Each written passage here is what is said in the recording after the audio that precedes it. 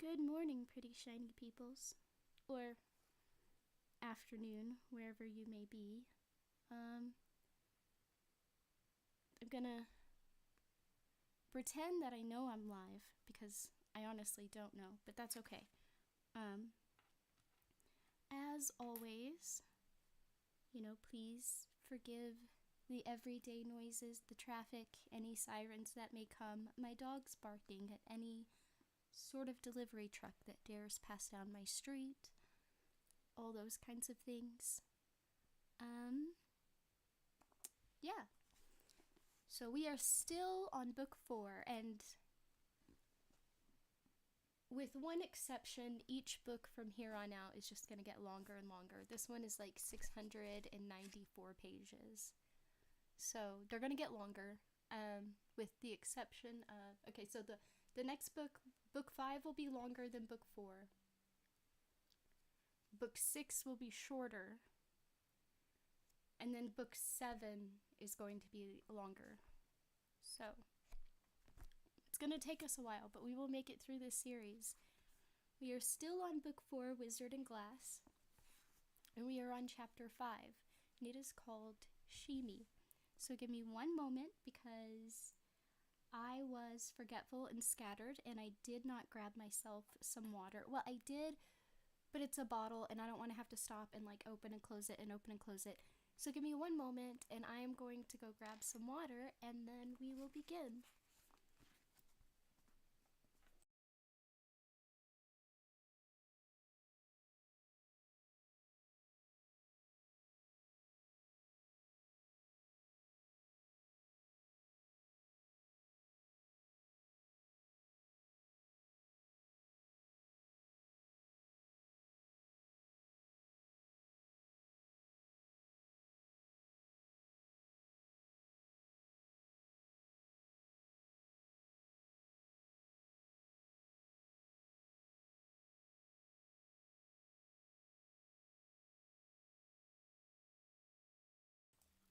All right.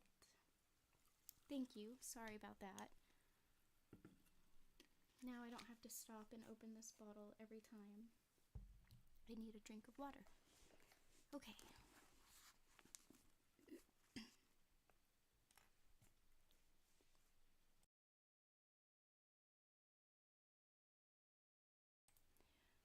Around 10 o'clock, the trio of young men from the inner baronies made their manners to hosts and hostess, then slipped off into the fragrant summer night. Cordelia Delgado, who happened to be standing near Henry Wertner, the barony's stockliner, remarked they must be tired. Wertner laughed at this and replied in an accent so thick it was almost comic. "Nay, man, byes that air like rats explorin' in woodpile after hawk it rain, so they are. It'll be hours yet before the bunk's out o' Barquet see 'em." Olive Thorin left the public rooms shortly after the boys pleading a headache. She was pale enough to be almost believable. By 11, the mayor, his chancellor, and the chief of his newly inaugurated secretary staff were conversing in the mayor's study with the last few late-staying guests. All ranchers, all members of the Horsemen's Association. The talk was brief but intense. Several of the ranchers present expressed relief that the affiliation's emissaries were so young. Eldred Jonas said nothing to this, only looked down at his pale, long-fingered hands and smiled his narrow smile. By midnight, Susan was at home and undressing for bed. She didn't have the sapphire to worry about, at least. That was a barony jewel, and had been tucked back into the strong box at the mayor's house she left, despite what Mr. Ain't We Fine Will Dearborn might think about it and her. Mayor Thorin, she couldn't bring herself to call him Hart, although he had asked her to do so. Not even to herself could she do it. Had taken it back from her himself, in the hallway just off the reception room that had been, by the tapestry showing Arthur Eld carrying his sword out of the pyramid in which it had been entombed. And he, Thorin, not the Eld, had taken the opportunity to kiss her mouth and have a quick fumble at her breasts, a part of her that had felt much too naked during the entire interminable evening. "I burn for reaping," he whispered melodramatically in her ear. His breath had been redolent of brandy. Each day of this summer seems an age. Now in her room, brushing her hair with harsh, quick strokes and looking out at the waning moon, she thought she had never been so angry in her life as she was at this moment. Angry at Thorin, angry at Aunt Cord, furious with that self-righteous prig of a Will Dearborn. Most of all, however, she was angry at herself. "There's 3 things you can do in any situation, girl," her father had told her once. "You can decide to do a thing, you can decide not to do a thing, or you can decide not to decide." That last, her dad had never quite come out and said. He hadn't needed to. It was the choice of weaklings and fools. She had promised herself she would never elect it herself, and yet she had allowed herself to drift into this ugly situation. Now all the choices seemed bad and honorless, all the roads either filled with rocks or hub deep in mud.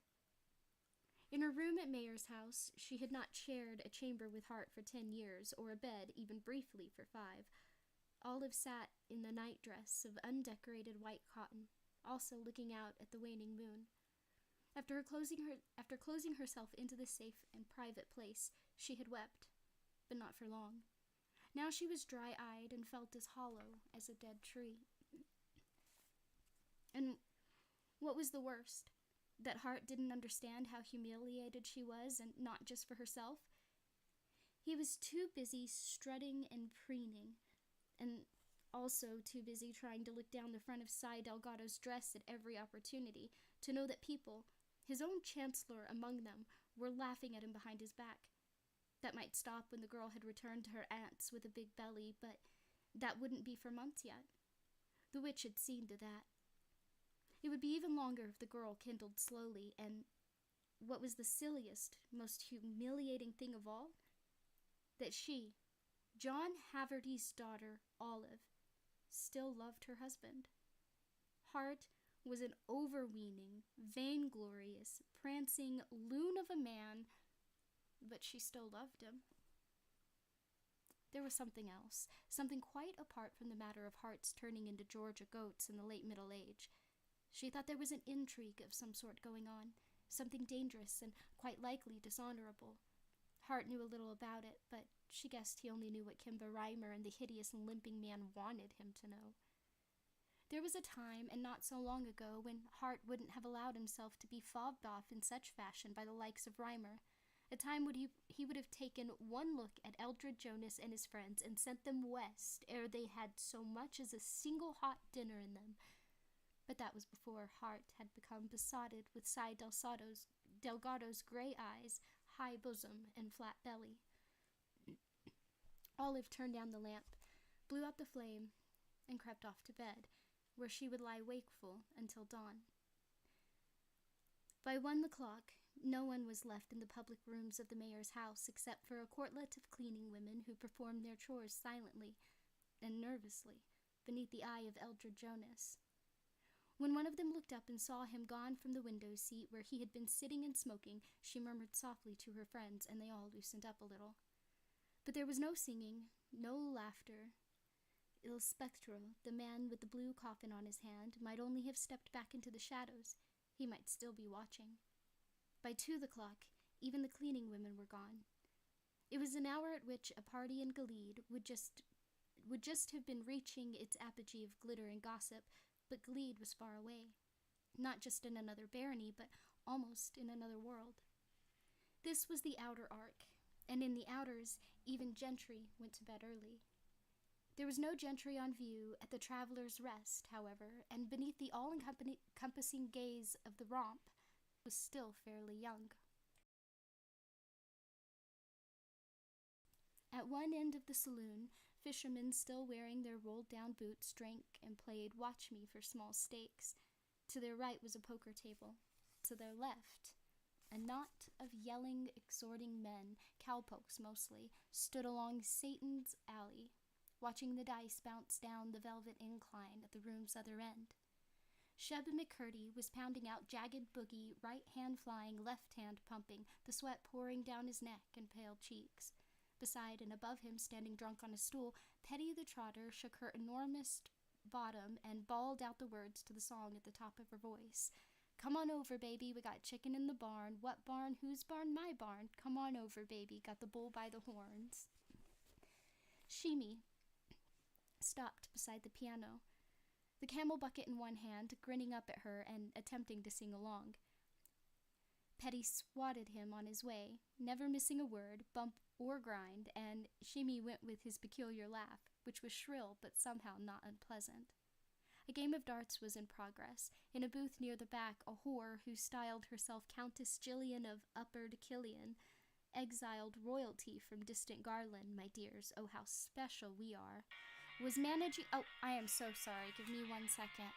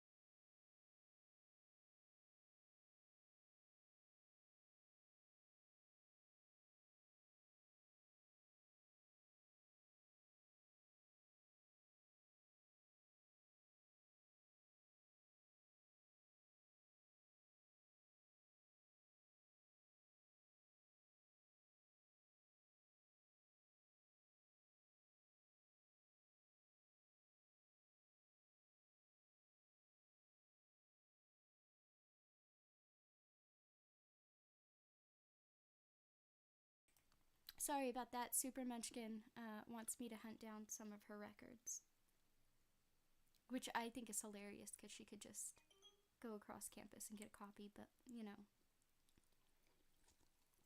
Anyway, where were we? So sorry about that.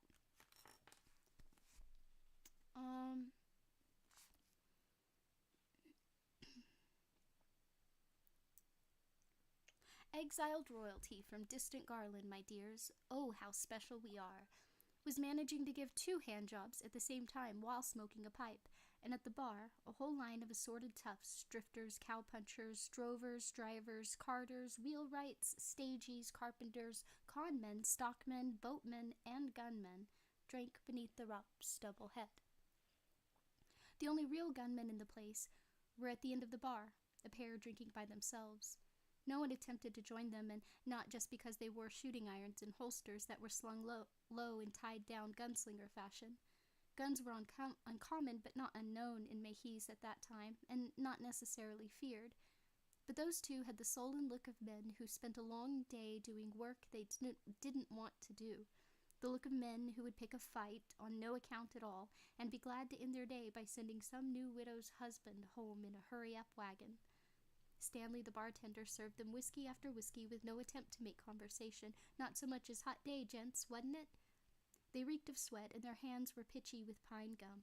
Not enough to keep Stanley from being able to see the blue coffin shapes tattooed on them, though. Their friend, the old limping buzzard with the girl's hair and the gimp leg, wasn't here at least. In Stanley's view, Jonas was easily the worst of the big coffin hunters, but these two were bad enough and had no intention of getting a slant of them if he could help it. With luck, no one would. They looked tired enough to call it a night early. Reynolds and DePape were tired, all right. They had spent the day out at Citgo, camouflaging a line of empty steel tankers with nonsense words, Texaco, Citgo, Sunoco, Exxon, printed on their sides. A billion pine boughs they'd hauled and stacked, it seemed, but they had no consequent plans to finish their drinking early. DePape might have done so if her nibs had been available, but that young beauty, actual name Gert Moggins, had a ranch job and wouldn't be back until 2 nights hence, and it would be a week if there's hard cash on offer, DePape said morosely. He pushed his spectacles up on his nose. "Fuck her," Reynolds said. "That's just what I'd do if I could, but I can't." "I'm gonna get me a plate of that free lunch," Reynolds said, pointing down to the other end of the bar where a tin bucket of steamed clams had just come out of the kitchen. "You want some?" "Them look like hawks of snot and go down the same way. Bring me a strip of beef jerky." "All right, partner." Reynolds went off down the bar. People gave him a wide passage. Gave even his silk-lined cloak wide passage. DePape, more morose than ever now that he had thought of her nibs, gobbling cowboy spare ribs out there at the piano ranch, downed his drink, winced at the stench of pine gum on his hands, and then held his glass out in Stanley Reese's direction. "Fill this up, you dog," he shouted. And Cowhand, leaning with his back, butt, and elbows against the bar, jerked forward at the sound of DePape's bellow, and that was all it took to start trouble. Sheemy was bustling toward the pass-through from which the steamers had just appeared, now holding the camel bucket out before him in both hands. Later, when the travelers began to empty out, his job would be to clean up. For now, however, it was simply to circulate with the camel bucket, dumping in every unfinished drink he found. The combined elixir ended up in a jug behind the bar. The jug was labeled fairly enough, camel piss, and a double shot could be obtained for 3 pennies. It was drink only for the reckless or the impecunious, but a fair number of both passed beneath the stern gaze of the romp each night. Stanley rarely had a problem emptying the jug, and if it wasn't empty at the end of the night, why, there was always a fresh night coming along, not to mention a fresh supply of thirsty folks. But on this occasion, Sheemy never made it to the camel piss jug behind the end of the bar. He tripped over the boot of the cowboy who had jerked forward and went to his knees with a grunt of surprise. The contents of the bucket sloshed out ahead of him, and following Satan's first law of malignity, to wit, if the worst can happen, it usually will, they drenched Roy DePape from the knees down in an eye-watering mixture of beer, graff, and white lightning. Conversation at the bar stopped, and that stopped the talk of men gathered round the dice chute. Sheb turned, saw Sheemy kneeling before one of Jonas's men, and stopped playing. Petty, her eyes squeezed shut as she poured her entire soul into her singing, continued on a cappella for 3 or 4 bars before registering the silence which was spreading out like a ripple. She stopped singing and opened her eyes. That sort of silence usually meant that someone was going to be killed. If so, she didn't intend to miss it. DePape stood perfectly still, inhaling the raw stench of alcohol as it rose. He didn't mind the smell. On the whole, it had been the stink of pine gum beat 6 ways to the peddler. He didn't mind the way his pants were sticking to his knees, either. It might have been a bit of an irritation if some of that joy juice had gotten down inside his boots, but none had. His hand fell to the butt of his gun. Here, by God and by Goddess, was something to take his mind off his sticky hands and absent whore, and good entertainment was ever worth a little wetting. Silence blanketed the place now. Stanley stood as stiff as a soldier behind the bar, nervously plucking at one of his arm garters. At the bar's other end, Reynolds looked back down toward his partner with bright interest. He took a clam from the steaming bucket and cracked it on the edge of the bar like a boiled egg.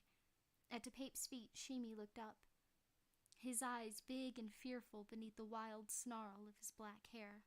He was trying his best to smile. "Well now, boy," DePape said, "you have wet me considerable." "Sorry, big fella. I go trippy trip." Shimi jerked a hand back over his shoulder. A little spray of camel piss flew from the tips of his fingers. Somewhere, someone cleared his throat nervously. The room was full of eyes, and quite enough so that they all could hear both the wind in the eaves and the waves breaking on the rocks of Hambry Point 2 miles away. "The hell you did," said the cowpoke who had jerked. He was about 20 and suddenly afraid he might never see his mother again. "Don't you go trying to put your trouble off on me, you damned Phoebe." "I don't care how it happened," DePape said.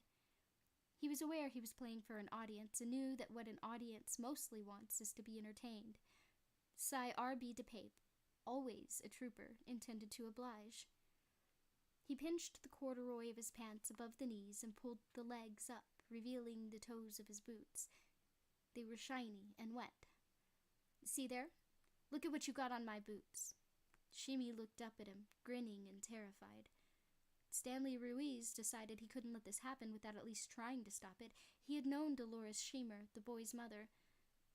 There was even a possibility that he himself was the boy's father. In any case, he liked Shimi. The boy was foolish, but his heart was good. He never took a drink, and he always did his work. Also, he could find a smile for you even on the coldest, foggiest winter's day. That was a talent many people of normal intelligence did not have. "Cy DePape," he said, taking a step forward and speaking in a low, respectful tone. "I'm very sorry about that. I'll be happy to buy your drinks for the rest of the evening if we can just forget this regrettable—" DePape's movement was a blur almost too fast to see, but that wasn't what amazed the people who were in the rest that night. They would have expected a man running with Jonas to be fast, but what amazed them was the fact that he never looked around to set his target. He located Stanley by his voice alone.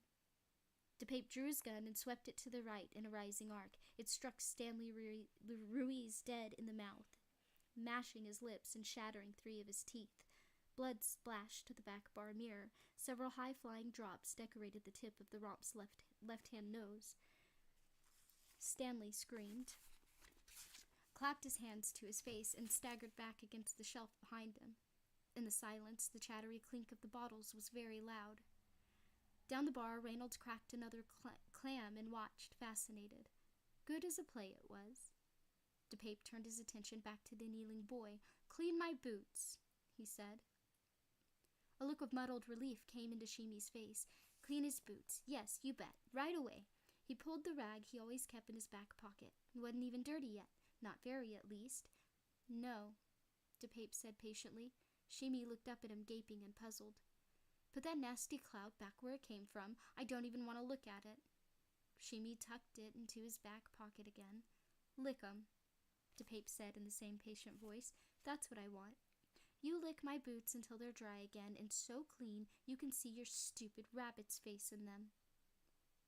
Shimi hesitated, as if still not sure what was required of him, or perhaps he was only processing the information.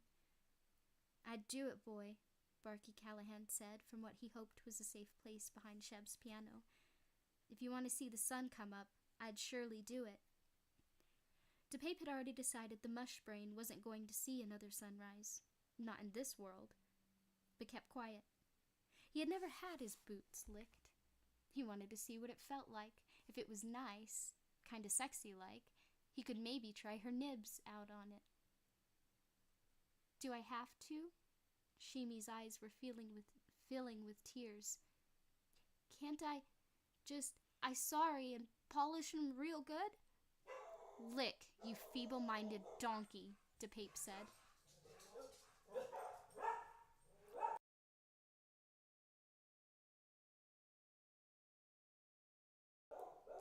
Shimi's hair fell across his forehead. His tongue poked tentatively out between his lips, and as he bent his head toward DePape's boots, the first of his tears fell. "Stop it! Stop it! Stop it!" a voice said. It was shocking in the silence, not because it was sudden, and certainly not because it was angry. It was shocking because it was amused. "I simply can't allow that. Nope. I would if I could, but I can't. Unsanitary, you see. Who knows what disease might be spread in such fashion? The mind quails. Absolutely quails." Standing just inside the bat-wing doors was the purveyor of this idiotic and potentially fatal screed. A young man of middling height, his flat-crowned hat pushed back to reveal a tumbled comma of brown hair. Except young man didn't really cover him, DePape realized. Young man was drawing it heavy. He was only a kid. Around his neck, gods knew why, he wore a bird's skull like an enormous comical pendant. It was hung on a chain that ran through the eye holes, and in his hands was not a gun. Where would an unwhiskered dribble like him get a gun in the first place, DePape wondered. But a goddamn slingshot. DePape burst out laughing. The kid laughed as well, nodding as if he understood how ridiculous the whole thing looked, how ridiculous the whole thing was. His laughter was infectious. Petty, still up on her stool, tittered herself before clapping her hands over her mouth. "One moment."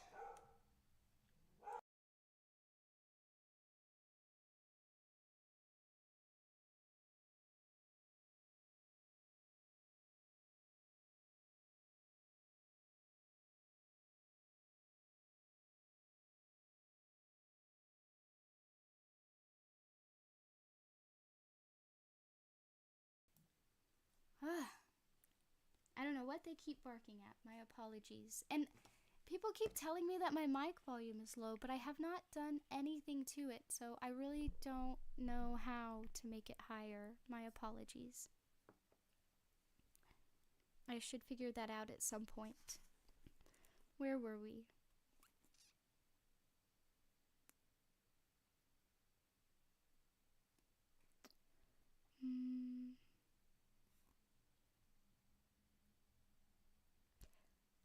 This is no place for a boy such as you, DePape said.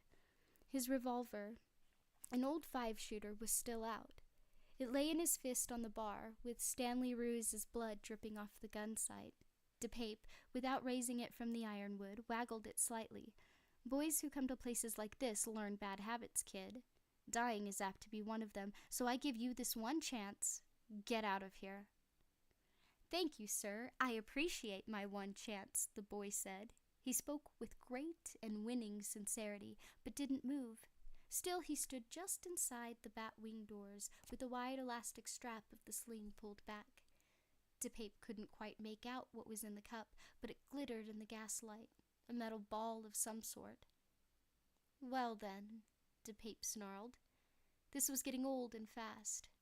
"I know I'm being a pain in the neck, sir, not to mention an ache in the ass and a milky drip from the tip of a sore dick, but if it's all the same to you, my dear friend, I'd like to give my chance to the young fella on his knees before you. Let him apologize, let him polish your boots with his clout until you are entirely satisfied, and let him go on living his life." There was an unfocused murmur of approval at this from the area where the card players were watching. DePape didn't like the sound of it at all, and he made a sudden decision. The boy would die as well, executed for the crime of impertinence. The swabby who had spilled the bucket of dregs on him was clearly retarded. Yon brat had not even that excuse. He just thought he was funny.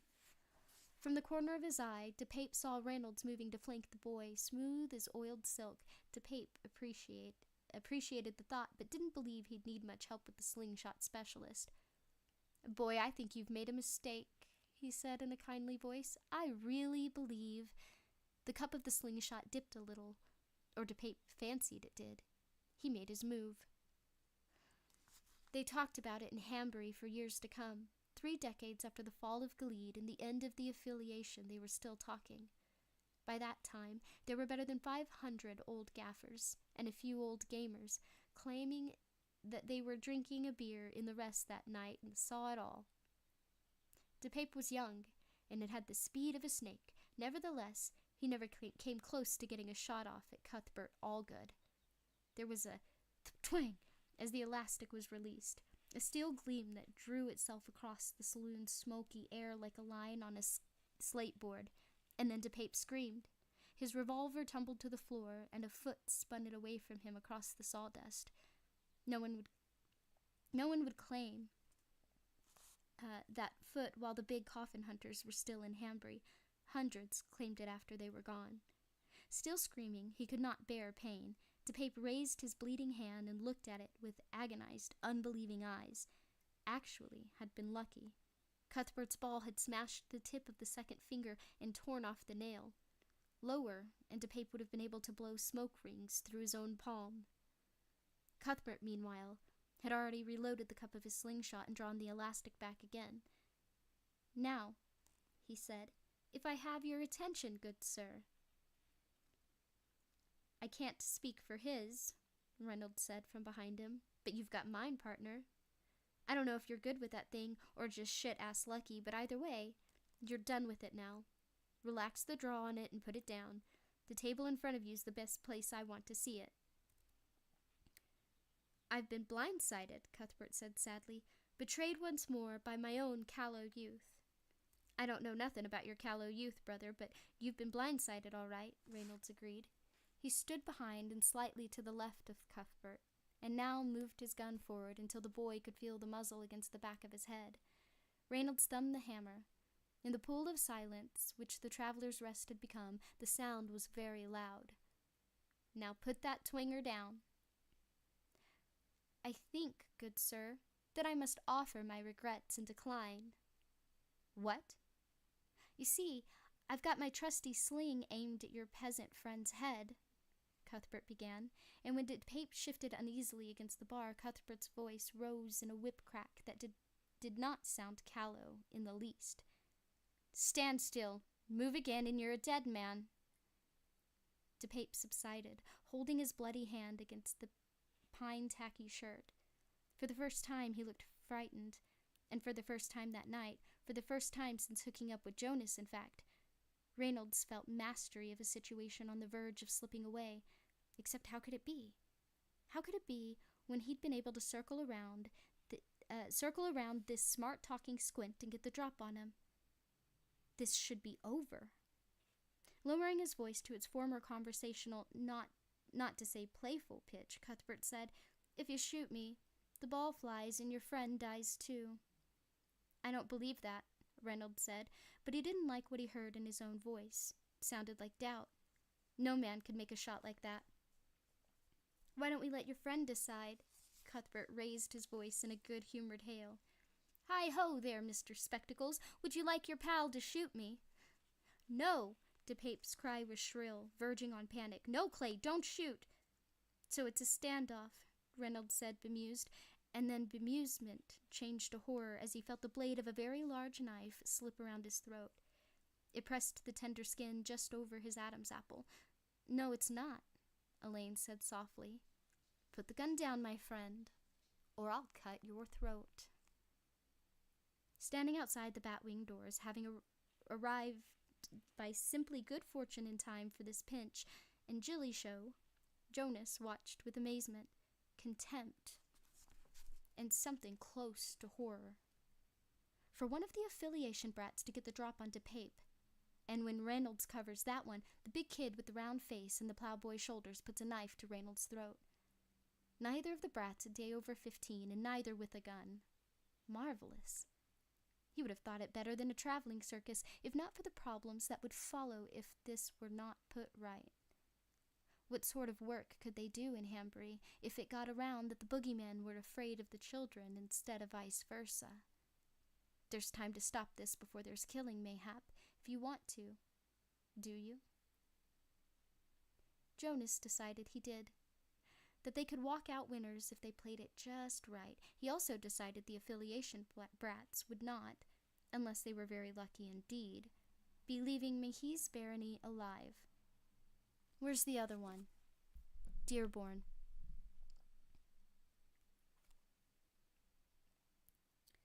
Good question. An important question. Embarrassment would become outright humiliation if he found himself trumped in the same fashion as Roy and Clay. Dearborn wasn't in the bar, and that was sure.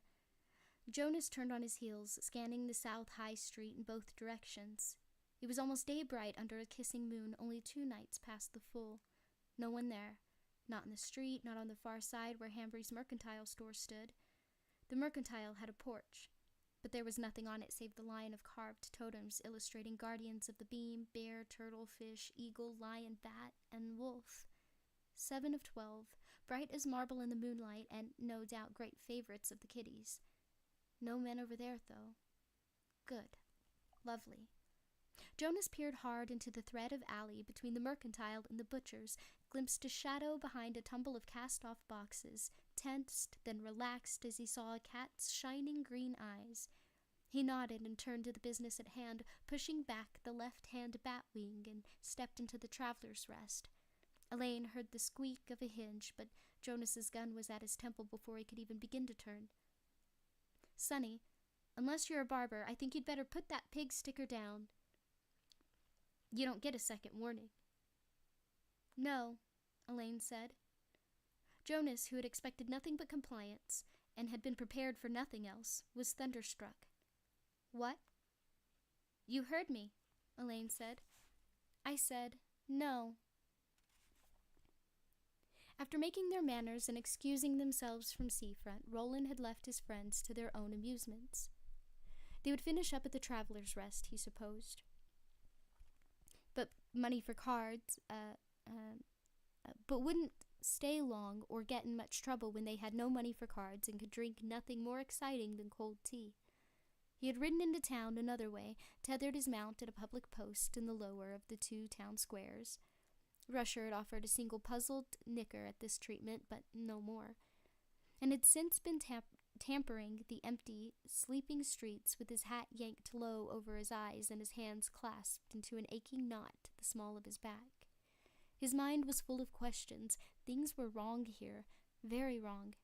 At first he'd thought it was just his imagination, the childish part of him finding make-believe troubles and storybook intrigue because he had been removed from the heart of the real action. But after his talk with Rennie Renfrew, he knew better. There were questions, outright mysteries, and the most hellish thing of all was that he couldn't concentrate on them, let alone go any distance toward making sense of them. Every time he tried, Susan Delgado's face intruded. Her face, or the sweep of her hair, or even the pretty, fearless way her silk-slippered feet had followed his boots in the dance, never lagging or hesitating.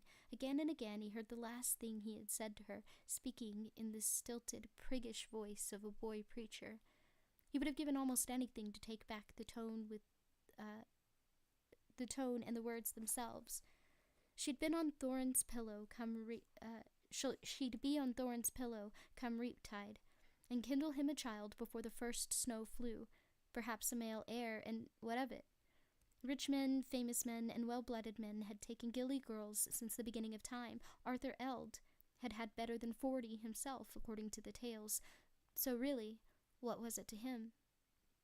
"I think I've gone and fallen in love with her. That's what it is to me." A dismaying idea, but not a dismissible one. He knew the landscape of his own heart too well. He loved her, very likely it was so, but part of him also hated her, and held to the shocking thought he'd had at dinner, that he could have shot Susan Delgado through the heart if he'd come armed. Some of this was jealousy, but not all. Perhaps not even the greater part. He had made some indefinable but powerful connection between Olive Thorin, her sad but game little smile from the foot of the table, and his own mother. Hadn't some of that same woeful, rueful look been in his mother's eyes on the day when he had come upon her and his father's adviser? Martin in an open-throated shirt? Gabrielle Duchesne in a sack that had slipped off one shoulder, the whole room reeking of what they had been up to that hot morning. His mind, tough as it already was, shrank from the image, horrified. He returned instead to that of Susan Delgado, her gray eyes and shining hair. He saw her laughing, chin up-tilted, hands hands clasped before the sapphire Thorn had given her. Roland could forgive her the Gilly business, he supposed. What he could not forgive, in spite of his attraction to Susan, was that awful smile on Olive Thorne's face as she watched the girl sitting in what should have been her place, and laughing. These were things that chased through his head as he paced off acres of moonlight. He had no business with such thoughts. Susan Delgado was not the reason he was here, nor was this ridiculous knuckle-cracking mayor and his pitiable country Mary of a wife. Yet he couldn't put them away and get to what was his business. He had forgotten the face of his father and walked in the moonlight, hoping to find it again. In such fashion, he came along the sleeping, silver-gilded high street, walking north to south, thinking vaguely that he would perhaps stand Cuthbert and Elaine to a taste of something wet and toss the dice down Satan's Alley a time or two before going back to get Rusher and call it a night. And so it was that he happened to spy Jonas. The man's gaunt figure and fall of long white hair were impossible to mistake, standing outside the bat wings of the Traveler's Rest and peering in. Jonas did this with one hand on the butt of his gun and a tense set of body that put everything else from Roland's mind at once. Something was going on, and if Bert and Elaine were in there, it might involve them. They were strangers in town after all, and it was possible, even likely, that not everyone in Hanbury loved the affiliation with the fervor that had been professed at tonight's dinner. Or perhaps it was Jonas's friends who were in trouble. Something was brewing in any case. With no clear thought as to why he was doing it, Roland went softly up the steps to the Mercantile's porch. There was a line of carved animals there, and probably spiked firmly to the boards, so that drunken wags from the saloon across the street couldn't carry them away, chanting the nursery rhymes of their childhood as they went. Roland stepped behind the last one in the line. He was the bear, and bent his knees so that the crown of his hat wouldn't show. Then he went as still as the carving. He could see Jonas turn, look across the street, then look to his left, peering at something. Very low, a sound. It's a cat in the alley. Jonas looked a moment longer, then stepped into the rest. Roland was out from behind the carved bear, down the steps, and into the street at once. He hadn't Elaine's gift of the touch, but he had intuitions that were sometimes very strong. This one was telling him he must hurry. Overhead, the kissing moon drifted behind a cloud. Petty the Trotter still stood on her stool, but she no longer felt drunk, and singing was the last thing on her mind. She could hardly believe what she was seeing.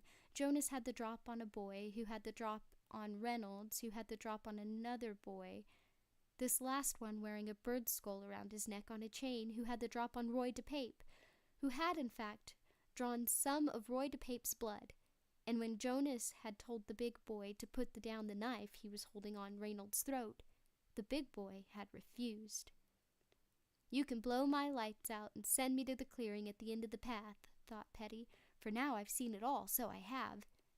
She supposed she should get off the stool. There was apt to be shooting any second now, and likely a great lot of it, but sometimes you just had to take your chances because some things were just too good to miss. "We're in this town on affiliation business," Elaine said. He had one hand buried deep in Reynolds' sweaty hair. The other maintained a steady pressure on the knife at Reynolds' throat. Not quite enough to break the skin. "If you harm us, the affiliation will take note. So will our fathers. You'll be hunted like dogs and hung upside down, like as not, when you're caught." "Sonny, there's not an affiliation patrol within 200 wheels of here, probably 300. Jonas said, "and I wouldn't care a fart in a windstorm if there was one just over yon hill, nor do your fathers mean a squitter to me. Put that knife down, or I'll blow your fucking brains out." "No. Future developments in this matter should be quite wonderful," Cuthbert said cheerily, although there was now a beat of nerves under his prattle. Not fear, perhaps not even nervousness, just nerves. The good kind, more likely than not, Jonas thought sourly. He had underestimated these boys at meat. If nothing else was clear, that was. You shoot Richard, and Richard cuts Mr. Cloak's throat. Just as Mr. Cloak shoots me, my poor dying fingers release my sling's elastic and put a steel ball in what passes for Mr. Spectacle's brain.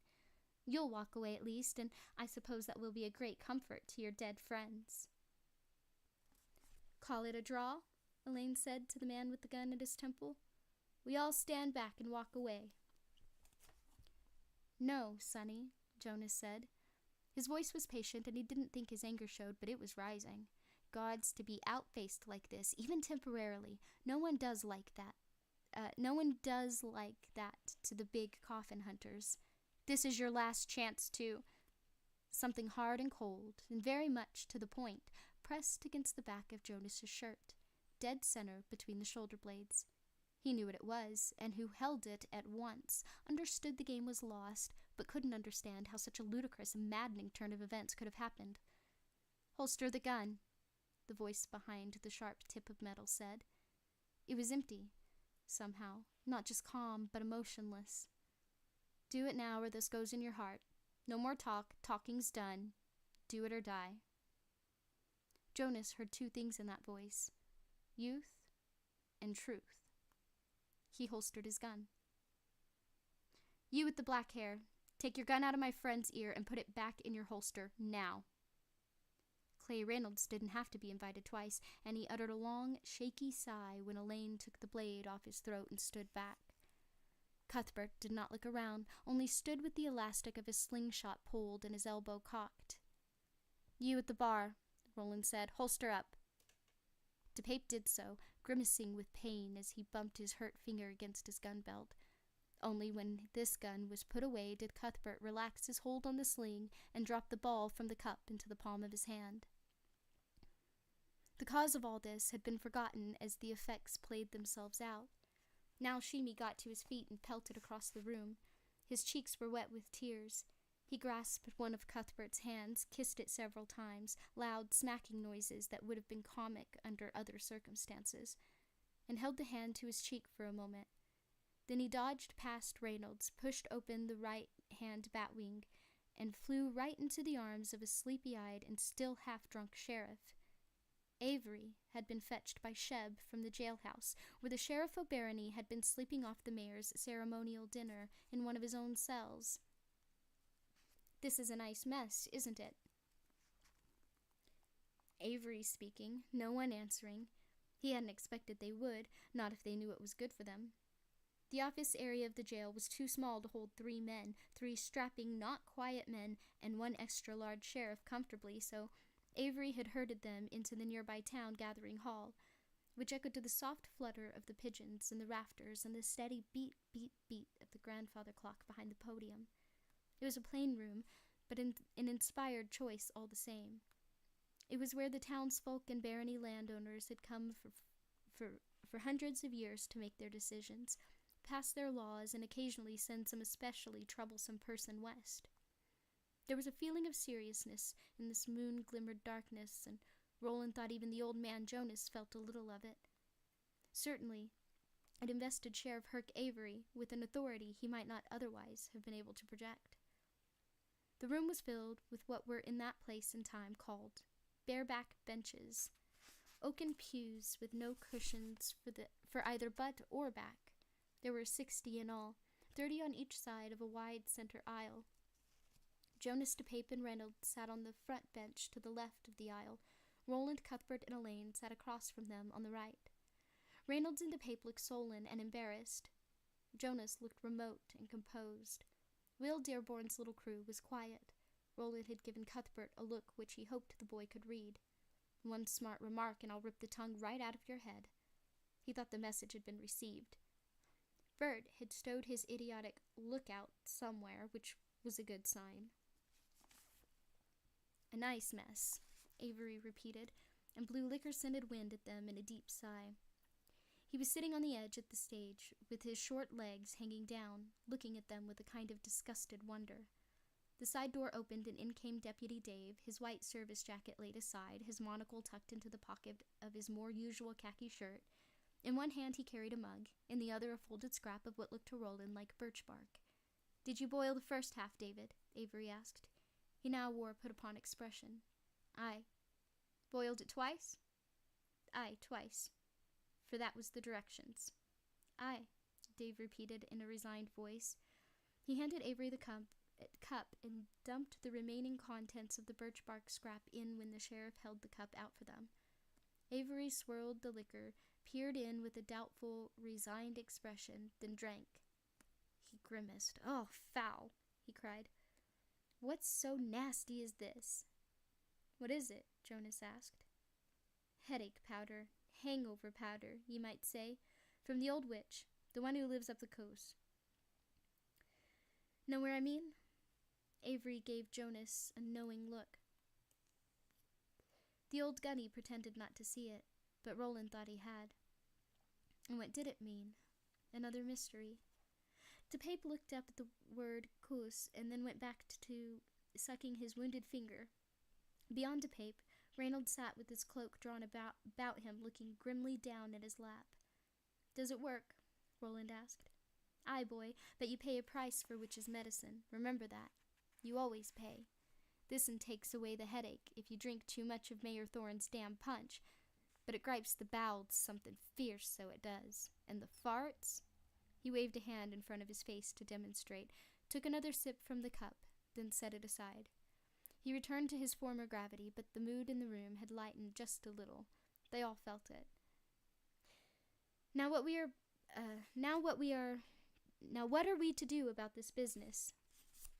Herc Avery swept them slowly with his eyes from Reynolds on his far right to Elaine Richard Stockworth on his far left. "Boys? We've got the mayor's men on one side and the affiliation's men on the other. 6 fellows at the point of murder, and over what? A half-wit and a spilled bucket of slops." He pointed first at the big coffin hunters, then to the affiliation counters. 2 powder kegs and 1 fat sheriff in the middle. So what's your thoughts on it? Speak up, don't be shy. You wasn't shy in Carol's Horde Inn down the road, don't be shy in here. No one said anything. Avery sipped some more of his foul drink, then set it down and looked at them decisively. What he said next didn't surprise Roland much. It was exactly what he would have expected of a man like Avery, right down to the tone which implied that he considered himself a man who could make the hard decisions when he had to, by the gods. "I'll tell you what we're going to do. We're going to forget it." He now assumed the air of one who expects an uproar and is prepared to handle it. When no one spoke or even shuffled a foot, he looked discomfited. Yet he had a job to do, and the night was growing old. He squared his shoulders and pushed on. "I'll not spend the next 3 or 4 months waiting to see who among you's killed who. Nay. Nor will I be put in a position where I might have to take the punishment for your stupid quarrel over that half-wit Shimi. I appeal to your practical natures, boys, when I point out that I may be either your friend or your enemy during your time here. But I'd be wrong if I didn't also appeal to your more noble natures, which I am sure are both large and sensitive." The sheriff now tried on an exalted expression, which was not, in Roland's estimation, notably successful. Avery turned his attention to Jonas. "I can't believe you'll want to be causing trouble for the 3 young men from the affiliation. The affiliation that's been like mother's milk and father's shelter in hand since 50 generations back. Ye'd not be so disrespectful as all that, would ye?" Jonas shook his head, smiling his thin smile. Avery nodded again. Things were going along well with that nod said. "You've all your own cakes to bake and oats to roll, and none of ye want something like this to get in the way of doing your jobs, do you?" They all shook their heads this time. "So what I want you to do is stand up, face each other, shake hands, and cry each other's pardon. If you don't do that, you can all ride west out of town by sunrise, far as I'm concerned." He picked up the mug and took a bigger drink this time. Roland saw that the man's hand was trembling the tiniest bit and wasn't surprised. It was all bluff and blow, of course. The sheriff would have understood that Jonas Reynolds and DePape were beyond his authority as soon as he saw the small blue coffins on their hands. After tonight, he must feel the same way about Dearborn, Stockworth, and Heath. He could only hope that all would see where their self-interest lay. Roland did. So, apparently, did Jonas, for even as Roland got up, Jonas did the same. Avery recoiled a little bit, as if expecting Jonas to go for his gun, and Dearborn for the knife in his belt, the one he'd been holding against Jonas's back when Avery came puffing up to the saloon. There was no gun or knife drawn, however. Jonas turned toward Roland and held out his hand. "He's right, lad," Jonas said in his reedy, quavering voice. "Yes. Will you shake with an old man and vow to start over?" "Yes." Roland held out his hand. Jonas took it. "I cry your pardon." "I cry your own, Mr. Jonas." Roland tapped left hand at his throat, as was proper when addressing an elder in such fashion. As the two of them sat down, Elaine and Reynolds rose as neatly as men in a pre-rehearsed ceremony. Last of all, Cuthbert and DePape rose. Roland was all but positive that Cuthbert's foolishness would pop out like Jack from his box. The idiot would simply not be able to help himself, although he must surely realize that DePape was no man to make sport of tonight. "Cry your pardon," Bert said, with an admirable lack of laughter in his voice. "Cry your own," DePape mumbled and held out his blood-streaked hand. Roland had a nightmare vision of Bert squeezing down on it as hard as he could, making the redhead yowl like an owl on a hot stove, but Bert's grip was as restrained as his voice. Avery sat on the edge of the stage with his pudgy legs hanging down, watching it all with an avuncular good cheer. Even Deputy Dave was smiling. "Now I propose to shake hands with you all myself, and then send you on your way. For the hour's late, so it is, and such me needs my beauty rest." He chuckled again and looked uncomfortable when no one joined in, but he slipped off the stage and began to shake hands, doing so with the enthusiasm of a minister who has finally succeeded in marrying a headstrong couple after a long and stormy courtship. When they stepped outside, the moon was down, and the first lightning in the sky had begun to show at the far edge of the clean sea. "Mayhap we'll meet again, Si," Jonas said. "Mayhap we will," Roland said, and swung up into his saddle. The big coffin hunters were staying in the watchman's house about a mile south of Seafront, 5 miles out of town this was. Halfway there, Jonas stopped at a turnout beside the road. From here, the land made a steep, rocky descent to the brightening sea. "Get down, mister," he said. It was DePape he was looking at. Jonas, get down." Biting his lip nervously, DePape got down. "Take off your spectacles." "Jonas, what's this about? I don't—" "Or if you want 'em broken, leave 'em on. It's all the same to me." Biting his lip harder now, DePape took off his gold-rimmed spectacles. They were barely in his hand before Jonas had fetched him a terrific clip on the side of the head. DePape cried out and reeled toward the drop. Jonas drove forward, moving as fast as he had struck, and seized him by the shirt just before he went tumbling over the edge. Jonas twisted his hand into the shirt material and yanked DePape toward him. He breathed deep, inhaling the scent of pine tar and DePape's sweat. "I ought to toss you right over the edge," he breathed. "Do you know how much harm you've done?" Jonas, I never meant— Just a little fun is all How was we supposed to know they—" Slowly, Jonas's hand relaxed. That last bit of babble had gone home. How was they supposed to know? That was ungrammatical, but right. If not for tonight, they might not have known. If you looked at it that way, DePape had actually done them a favor. The devil you knew was always preferable to the devil you didn't. Still, word would get around and people would laugh. Maybe even that was all right, though. The laughter would stop in due time. "Jonas, I cry your pardon." "Shut up," Jonas said. In the east, the sun would shortly heave itself over the horizon, casting its first gleam on the new day in the world of toil and sorrow. "I ain't gonna toss you over, because then I'd have to toss Clay over and follow along myself. They got the drop on all of us the same as you, right?" DePape wanted to agree, but thought it might be dangerous to do so. He was prudently silent. "Get down here, Clay." Clay slid off his mount. "Now hunker." The three of them hunkered on their boot soles, heels up. Jonas plucked a shoot of grass and put it between his lips. "Filiation breaths is what we were told, and we had no reason not to believe it," he said. "The bad boys are sent all the way to Mejis, a sleepy barony on the clean sea, on a make-work detail that's 2 parts penance and 3 parts punishment. Ain't that what we were told?" They nodded. Either of you believe it after tonight?" DePape shook his head. So did Clay. "They may be rich boys, but that's not all they are," DePape said. "The way they were tonight, they were like—" He trailed off, not quite willing to finish the thought. It was too absurd. Jonas was willing. They acted like gunslingers. Neither Jonas nor Reynolds replied at first. Then Clay Reynolds said, "They're too young, Eldred. Too young by years. Not too young to be apprentices, mayhap. In any case, we're going to find out."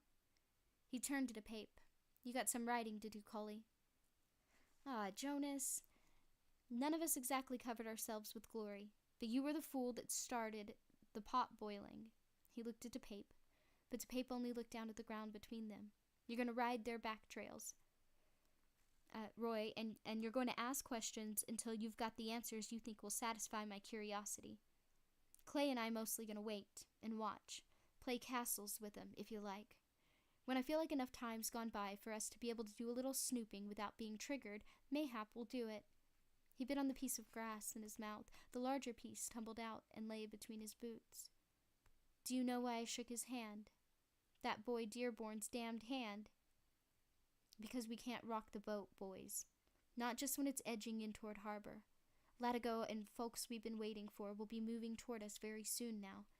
Until they get into these parts, it's in our interest to keep the peace. But I tell you this, no one puts a knife to Eldred Jonas's back and lives.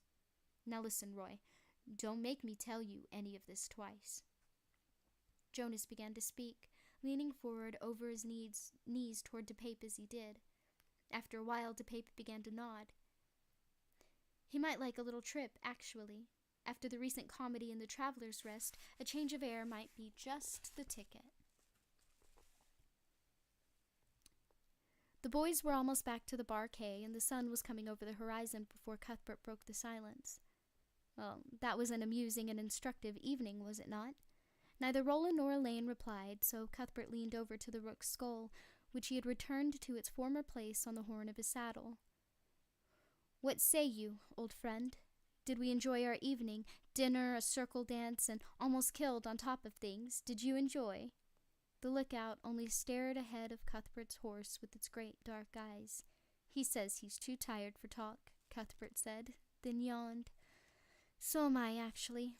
He looked at Roland. "I got a good look into Mr. Jonas's eyes after he shook hands with you, Will. He means to kill you." Roland nodded. "They mean to kill all of us," Elaine said. Roland nodded again. "We'll make it hard for them, but they know more about us now than they did at dinner. We'll not get behind them that way again." He stopped, just as Jonas had stopped not 3 miles from where they now were. Only instead of looking directly out over the clean sea, Roland and his friends were looking down the long slope of the drop. A herd of horses was moving from west to east, barely more than shadows in this light. "What do you see, Roland?" Elaine asked, almost timidly. "Trouble," Roland said, "and in our road." Then he gigged his horse and rode on. Before they were back to the bar quay bunkhouse, he was thinking about Susan again. 5 minutes after he dropped his head on his flat burlap pillow, he was dreaming of her.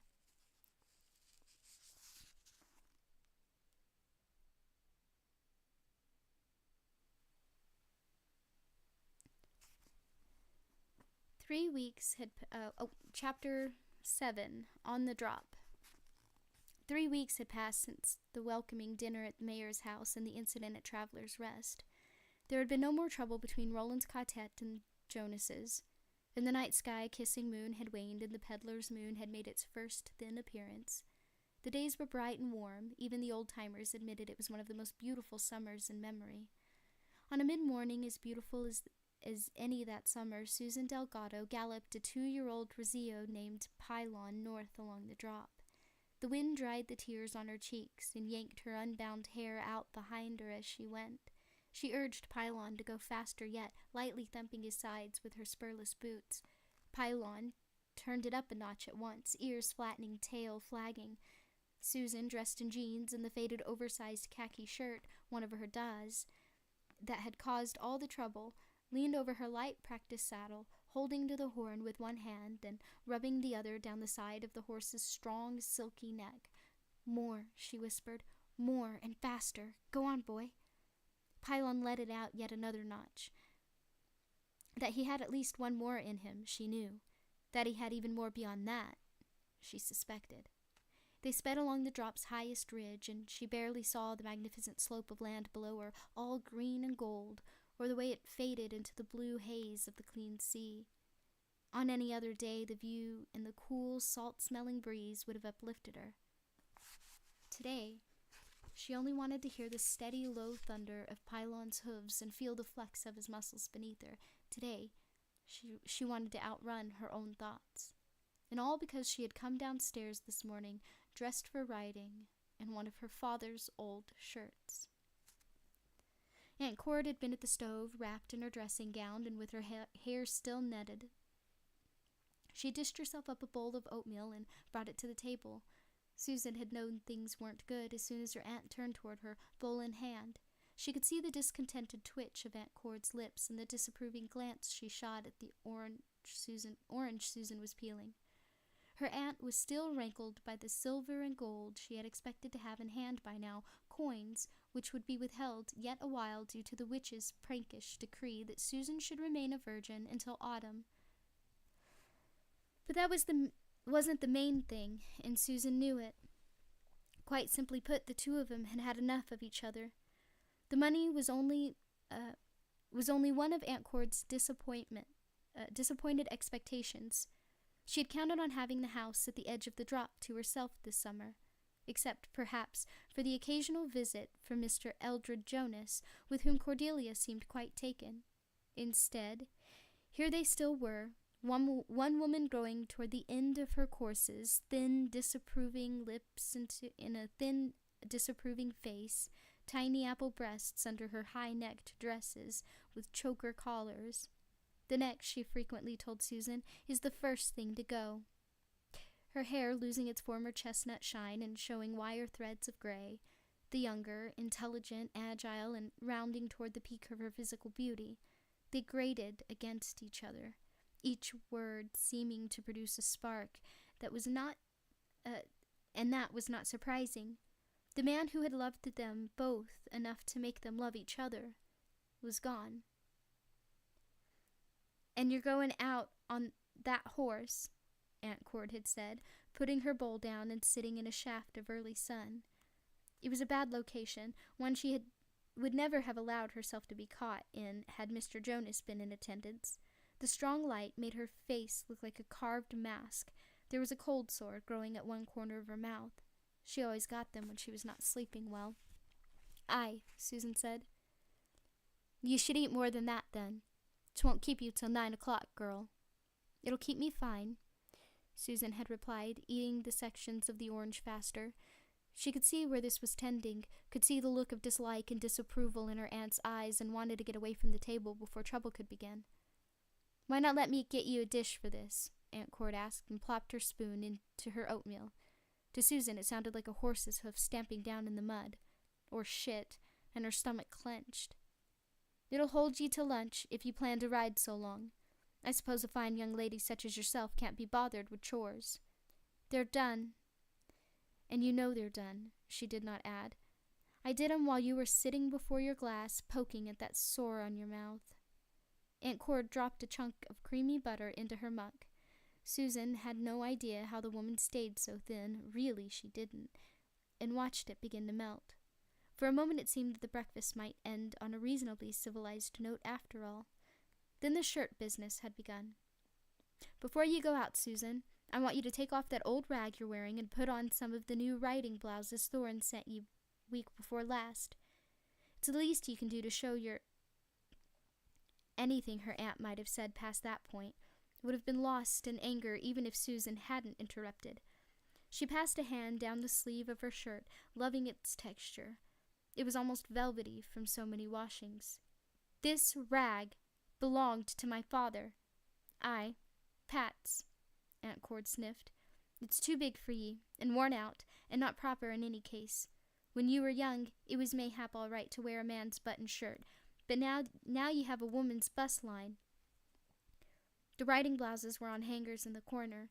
They had come 4 days ago, and Susan hadn't even deigned to take them up to her room. There were 3 of them, one red, one green, one blue, all silk, all undoubtedly worth a small fortune. She loathed their pretension, and the overblown, blushy, freely look of them, full sleeves to flutter artistically in the wind, great, floppy, foolish collars. And of course, the low scooped fronts, which were probably all Thorne would see if she appeared before him dressed in one, and she wouldn't if she could possibly help it. My woman's bus line, as you call it, is of no interest to me, and can't possibly be of any interest to anyone else when I'm out riding, Susan said. Perhaps not. If one of the barony's drovers should see you, even Rennie, he's out that way all the time, as ye well know. It wouldn't hurt for him to mention to Hart that he saw you wearing one of the chemises that he so kindly gave ye. Now would it? Why do ye have to be such a stiffkins, girl? Why always so unwilling, so unfair? What does it matter to ye one way or the other? Susan had asked. You have the money, don't ye? And you'll have more yet, after he fucks me. Aunt Cord, her face white and shocked and furious, had leaned across the table and slapped her. How dare thee use that word in my house? You mulhablada, how dare you? That was when her tears began to flow, at hearing her call it her house. It was my father's house, his and mine. You were all on your own, with no real place to go except perhaps to the quarters, and he took ye in. He took ye in, Aunt. The last 2 orange sections were still in her hand. She threw them into her aunt's face, then pushed herself back from the table so violently that her chair tottered, tipped, and spilled her to the floor. Her aunt's shadow fell over her. Susan crawled frantically out of it, her hair hanging, her slapped cheek throbbing, her eyes burning with tears, and her throat swelled and hot. At last she had found her feet. You ungrateful girl, her aunt said. Her voice was soft and so full of venom it was almost caressing. After all I have done for thee, and all Hart Thorin has done for thee. Why, the very nag ye mean to ride this morning was Hart's gift of respect to Pylon was ours, she shrieked, almost maddened with fury at this deliberate blurring of the truth. All of them were. The horses, the land, they were ours. Lower thy voice, Aunt Cord said. Susan took a deep breath and tried to find some control. She swept her hair back from her face, revealing the red print of Aunt Cord's hand on her cheek. Cordelia flinched a little at the sight of it. My father never would have allowed this, Susan said.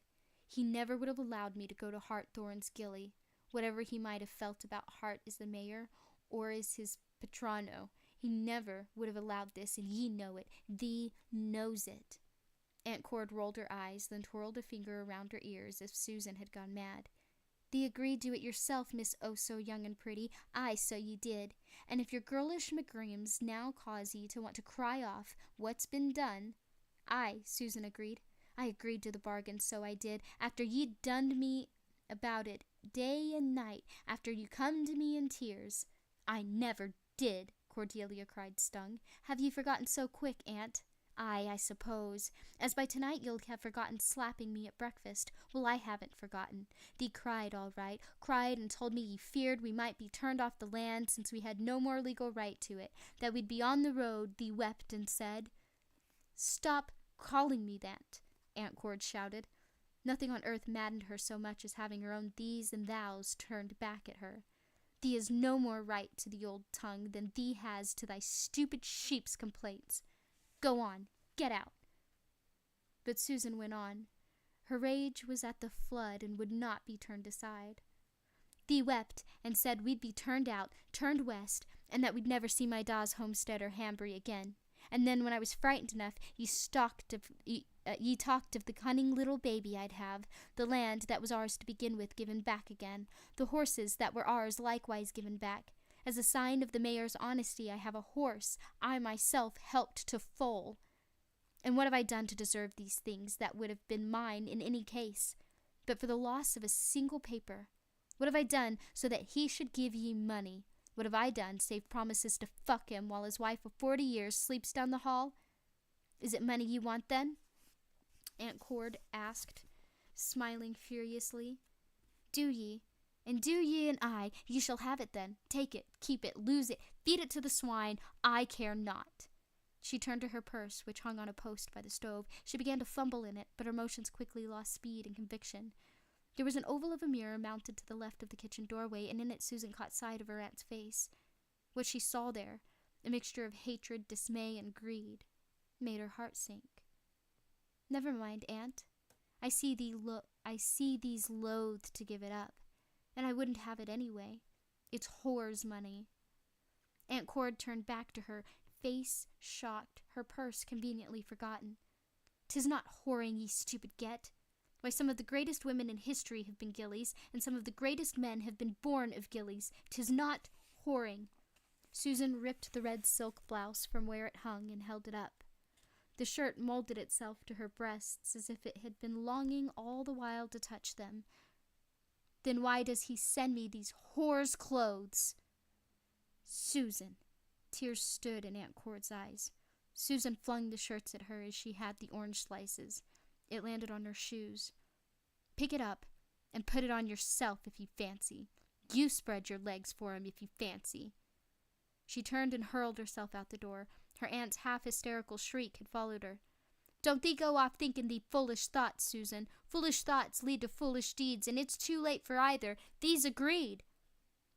She knew that, and however fast she rode pylon along the drop, she could not outrace her knowing. She had agreed, and no matter how horrified Pat Delgado might have been at the fix she had gotten herself into, he would have seen one thing clear. She had made a promise, and promises must be kept. Hell awaited those who could not do so. She eased the Rizzio back while he still held plenty of wind. She looked behind her, saw that one had come nearly a mile, and brought him down further to a canter, a trot, a fast walk. She took a deep breath and let it out. For the first time that morning, she registered the day's bright beauty, gulls circling in the hazy air off the west, high grasses all around her, and flowers in every shaded cranny, cornflowers and lupin and phlox, and her favorites, the delicate blue silk flowers. From everywhere came the somnolent buzz of bees. The sound soothed her, and with the high surge of her emotion subsiding a little, she was able to admit something to herself, admit it, and then voice it aloud. "Will Dearborn," she said, and shivered at the sound of the name on her lips, even though there was no one to hear it but the pylon and the bees.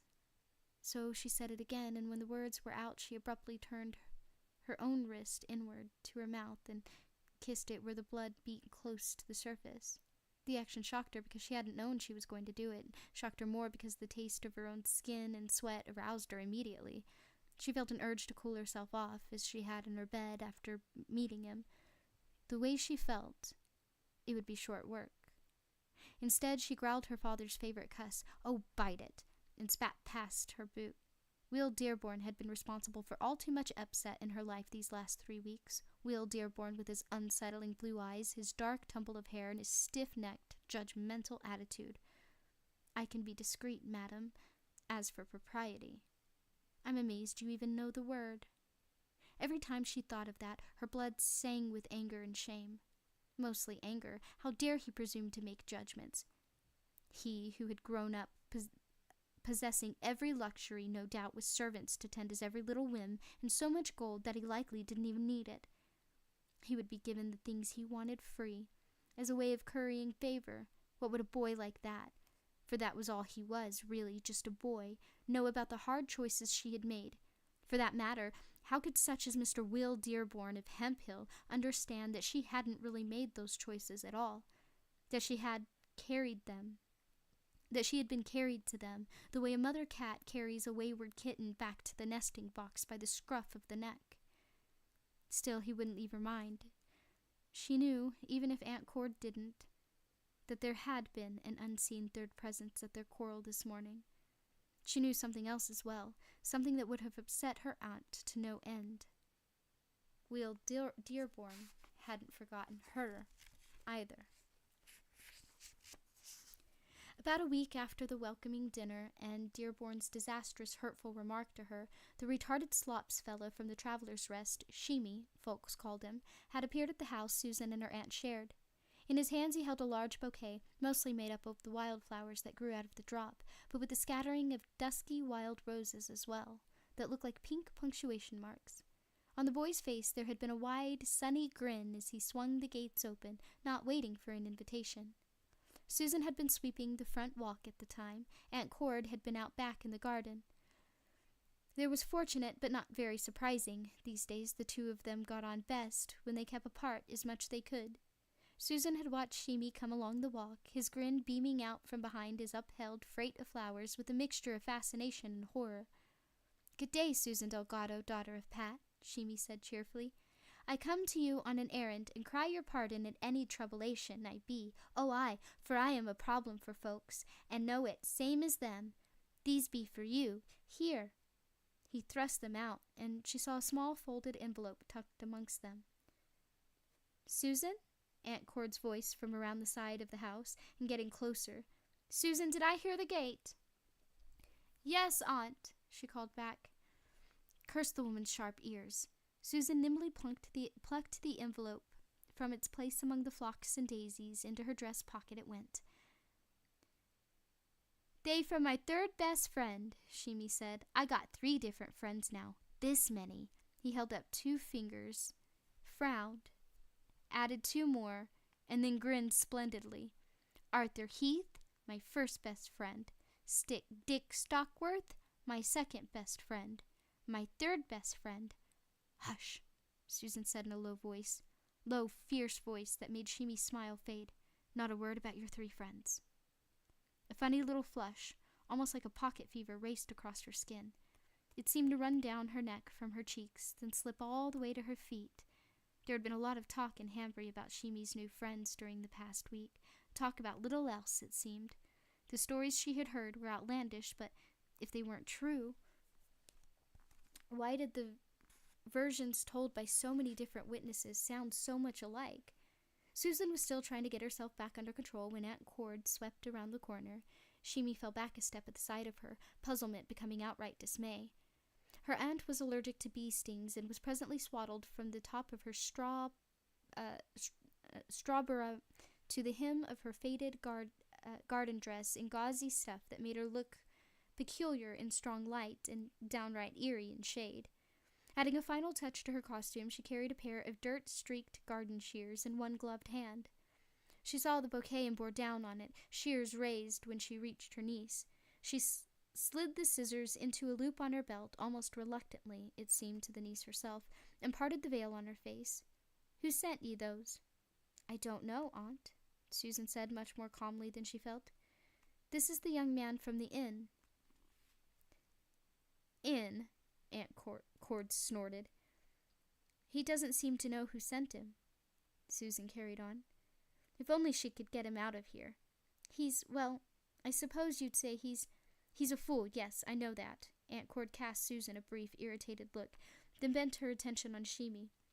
Talking with her gloved hands upon her knees, shouting directly into his face, she asked, "Who sent these flowers, young man?"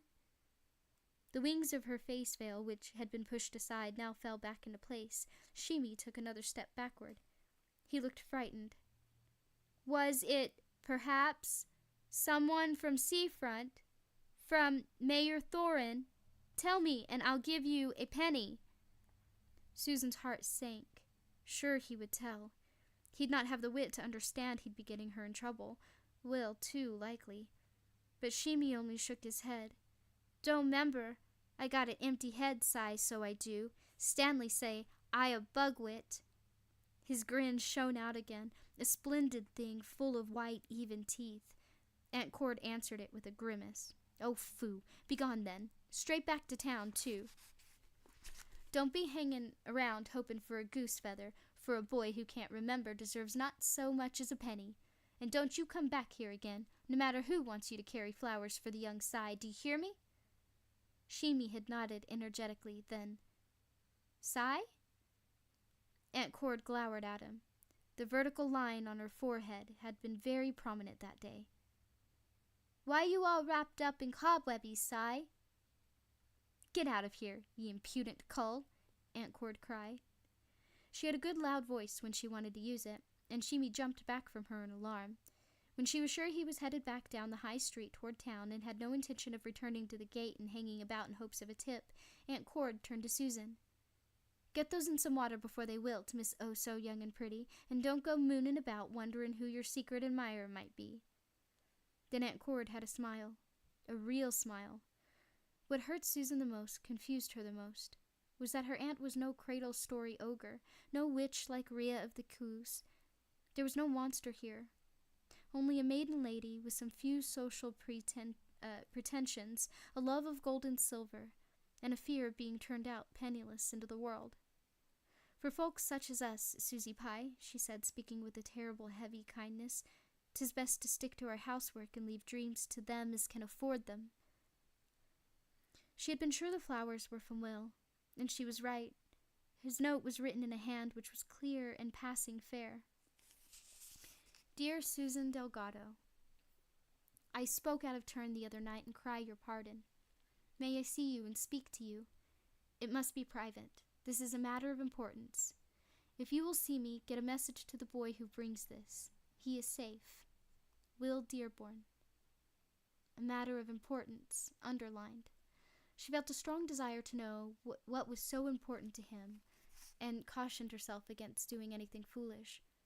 Perhaps he was smitten with her, and if so, whose fault was that? Who had talked to him, ridden his horse, showed him her legs in the flashy carnival dismount? Who had put her hands on his shoulders and kissed him? Her cheeks and forehead burned at the thought of that, and another hot ring seemed to go slipping down her body. She wasn't sure if she regretted the kiss, but it had been a mistake. Regret or no regrets. Seeing him again now would be a worse one.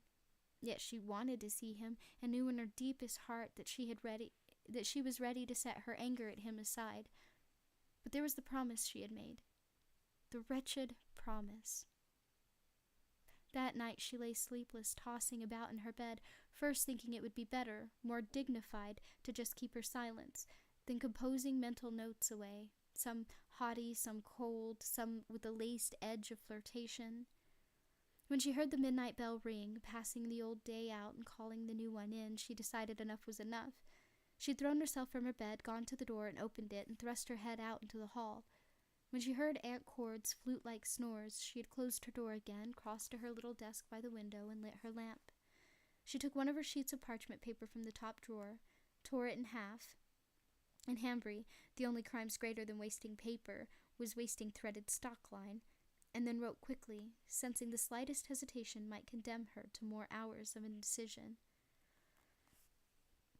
With no salutation and no signature, her response took only a breath to write. "I may not see you.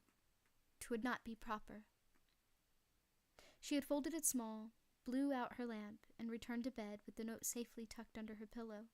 She was asleep in 2 minutes. The following day, when the marketing took her to town, she had gone by the Traveller's Rest, which at 11 in the morning had all the charm of something which has died badly at the side of the road. The saloon store yard was a beaten dirt square bisected by a long hitching rail with a watering trough beneath.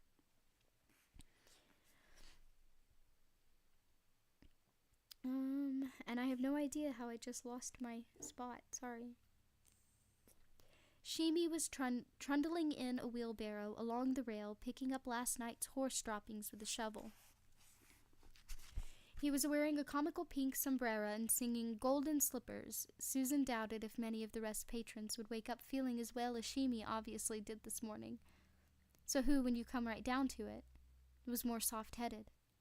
She looked around to make sure no one was paying heed to her, then went over to Shimi and tapped him on the shoulder. He looked frightened at first, and Susan didn't blame him. According to the stories she'd been hearing, Jonas's friend DePape had almost killed the poor kid for spilling a drink on his boots. Then Shimi recognized her. "Hello, Susan Delgado, from out there by the edge of town," he said companionably. "It's a good day, I wish you, Si." He bowed, an amusing imitation of the inner barony's bow favored by his 3 new friends. Smiling, she dropped him a bit of a curtsy, Wearing jeans, she had to pretend at the skirt-holding part, but women in Mahis got used to curtsying in pretend skirts. "See my flowers, Sai?" he asked, and pointed toward the unpainted side of the rest. What she saw touched her deeply. A line of mixed blue and white silk flowers growing along the base of the building. They looked both brave and pathetic, flurrying there in the faint morning breeze, with the bad, turd-littered yard before them and the splintery public house behind them. "Did you grow those, Shimi?" "Aye, so I did, and Mr. Arthur Heath of Gilead has promised me yellow ones." "I've never seen yellow silk flowers." "No, me neither, but Mr. Arthur Heath says they have them in Gilead." He looked at Susan solemnly, and the shovel held in his hand as a soldier who would hold a gun or a spear or port arms. "Mr. Arthur Heath saved my life. I'd do anything for him." "Would you, Shimi?" she asked, touched. "Also, he has a lookout. It's a bird's head, and when he talks to it, tendi pretend do, I laugh. I fit to split." She looked around again to make sure no one was watching, save for the curved totems across the street. Then removed her note folded small from her jeans pocket. "Would you give this to Mr. Dearborn for me? He's also your friend, is he not?" "Will? Aye." He took the note and put it carefully into his own pocket. "And tell no one." "Shh," he agreed and put a finger to his lips. His eyes had been amusingly round beneath the ridiculous pink lady's straw he wore. "Like when I brought you the flowers. Hushaboo." "That's right. Hushaboo. Fare you well, Shimi. And you, Susan Delgado." He went back to his clean-up operations. Susan had stood watching him for a moment, feeling uneasy and out of sorts with herself. Now that the note was successfully passed, she felt an urge to ask Shimi to give it back, to scratch out what she had written and promise to meet him, if only to see his steady blue eyes again looking into her face. Then Jonas's other friend, the one with the cloak, came sauntering out of the mercantile. She was sure he didn't see her. His head was down and he was rolling a cigarette, but she had no intention of pressing her luck. Reynolds talked to Jonas, and Jonas talked all too much to Aunt Cord. If Aunt Cord heard she had been passing the time of day with the boy who had brought her flowers, there were apt to be questions, ones she didn't want to answer. "All that's history now, Susan. Water under the bridge. Best to get your thoughts out of the past." She brought Pylon to a stop and looked down the length of the drop at the horses that moved and grazed there. Quite a surprising number of them this morning. It wasn't working. Her mind kept turning back to Will Dearborn. What bad luck meeting him had been. If not for the chance encounter on her way back down from the Coos, she might well have made peace with her situation by now. She was a practical girl, after all, and a promise was a promise. She certainly never would have expected herself to get all goosey-gushy over losing her maidenhead, and the prospect of carrying and bearing a child actually excited her. But Will Dearborn had changed things, had gotten into her head, and now lodged there a tenant who defied eviction. His remark to her as they danced stayed with her like a song you can't stop humming, even though you hate it. It had been cruel and stupidly self-righteous, that remark, but was there not a grain of truth in it? Rhea had been right about Hart Thorin. Of that much Susan no longer had any doubt. She supposed that witches were right about men's lusts, even when they were wrong about everything else. Not a happy thought, but likely a true one. It was Will, be damned to you, Dearborn, who had made it difficult for her to accept what needed accepting, who had goaded her into arrangements in which she could hardly recognize her own shrill and desperate voice, who came to her in her dreams where he put his arms around her waist and kissed her and kissed her and kissed her. She dismounted and walked downhill a little way with the reins looped in her fist. Pylon followed willingly enough, and when she stopped to look off into the blue haze to the southwest, he lowered his head and began to crop again. She thought she needed to see Will Dearborn once more, if only to give her innate practicality a chance to restart itself. She needed to see him at his right size, instead of the one her mind had created for him in her warm thoughts and warmer dreams. Once the day was done, she could get on with her life and do what needed doing. Perhaps that was why she had taken this path, the same one she'd ridden yesterday and the day before yesterday and the day before that. He rode this part of the drop. That much she had heard in the lower market. She turned away from the drop, suddenly knowing he would be there. And if her thought had called him, or her caw, she saw only blue sky and low ridgeline hills that curved, gently like the line of a woman's thigh and hip and waist as she lies on her side in a bed. Susan felt a bitter disappointment feel her. She could almost taste it in her mouth, like wet tea leaves. She started back to Pylon, meaning to return to the house and take care of the apology she reckoned she must make. The sooner she did it, the sooner it would be done. She reached for her left stirrup, which was twisted a little, and as she did, a rider came over the horizon, breaking against the sky at the place which looked to her like a woman's hip. He sat there, only a silhouette on horseback, but she knew who it was at once. "Run," she told herself in a sudden panic. "Mount and gallop. Get out of here, quickly, before something terrible happens, before it really is Caw, come like wind to take you and all your plans over the sky and far away." She didn't run. She stood with Pylon's reins in one hand and murmured to him when the Rizzio looked up and nickered a greeting to the big bay-colored gelding coming down the hill. Then Will was there, first above her and looking down, then dismounted in easy liquid motion she didn't think she could have matched for all her years of horsemanship. This time there was no kicked-out leg and planted heel, no hat swept over a comically solemn brow. This time the gaze he gave her was steady and serious and disquietingly adult. They looked at each other in the drop's big silence, Roland of Gilead and Susan of Mehis, and in her heart she felt a wind begin to blow. She feared it and welcomed it in equal measure. "Good morning, Susan," he said. "I'm glad to see you again." She said nothing, waiting and watching. Could he hear her heart beating as clearly as she could? Of course not. That was so much romantic twaddle, yet it still seemed to her that everything within a 50-yard radius should be able to hear that thumping. Will took a step forward. She took a step back, looking at him mistrustfully. He lowered his head for a moment, then looked up again, his lips set. "I cry your pardon," he said.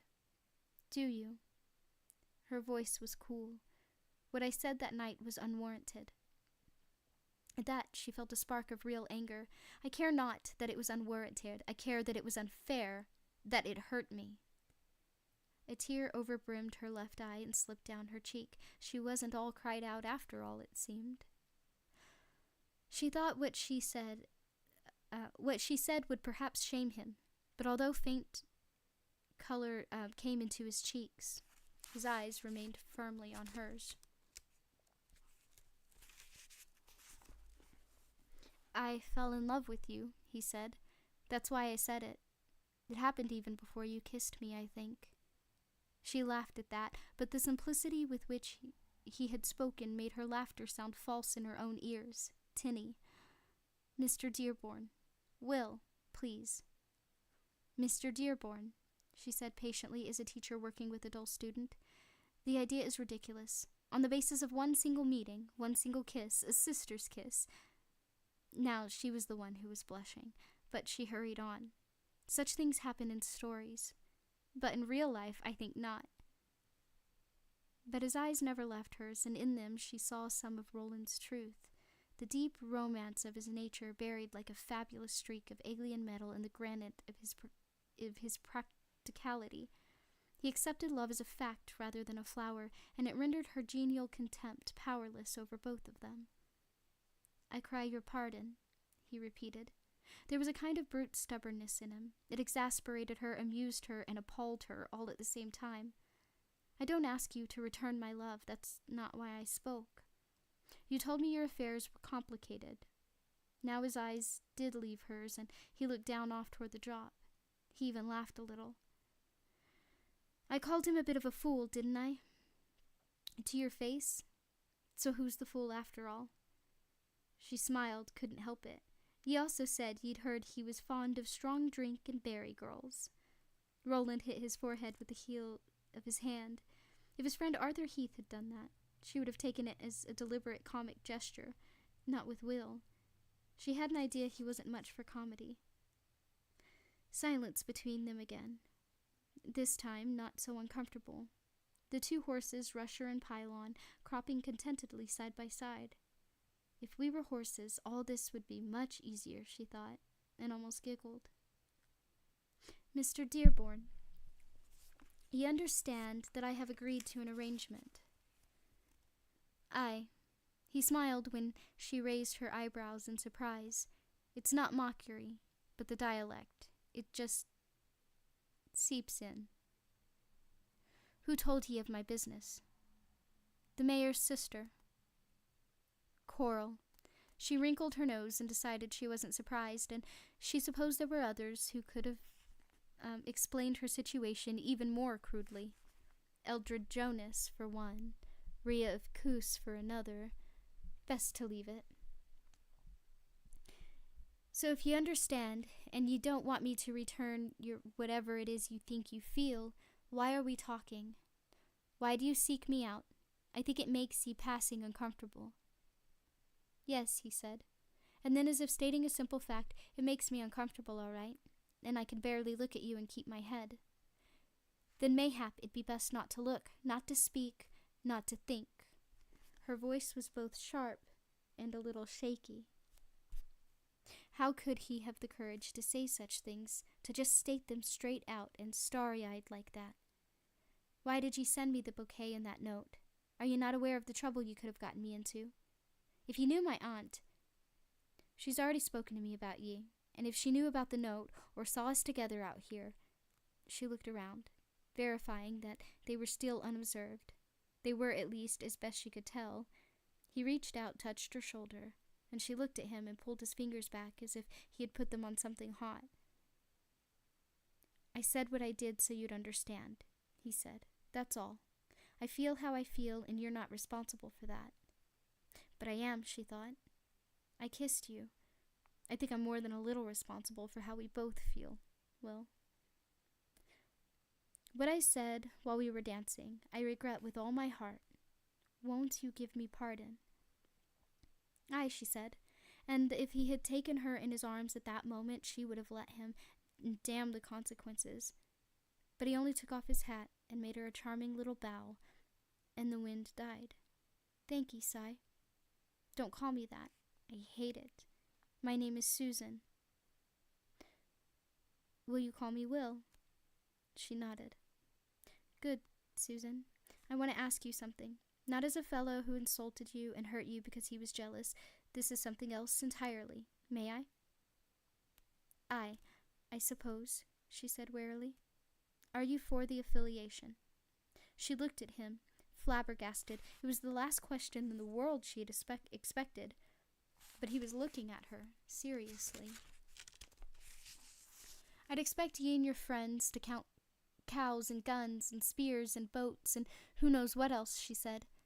But I didn't think thee would also count affiliation supporters.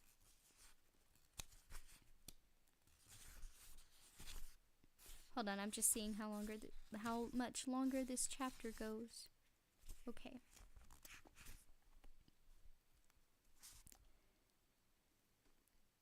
She saw his look of surprise, and a little smile came to the corners of his mouth. This time the smile made him look older than he could possibly be. Susan thought back across what she'd just said, realized what must have struck him, and gave a small, embarrassed laugh. My aunt has a way of lapsing into thee and thou. My father did too. It's from a secret sect of the old people who called themselves Friends. I know. We have the friendly folk in my part of the world still. Do you? Yes. Or I, if you like the sound of that better. I'm coming too, and I like the way the Friends talk. It has a lovely sound. Not when my aunt uses it, Susan said, thinking back to the argument over the shirt. To answer your question, I'm for the affiliation, I suppose, because my da was. If ye ask am I strong for the affiliation, I suppose not. We see and hear little enough of them these days, mostly rumors and soldiers carried by drifters and far-traveling drummers. Not that now that there's no railway, she shrugged. Most of the ordinary day-to-day folk I've spoken to seem to feel the same, and yet your Mayor Thorin. He's not my mayor, she said more sharply than she had intended. And yet the barony's Mayor Thorin, has given us every help we've asked for, and some we haven't. I have only to snap my fingers and Kimba Reimer stands before me."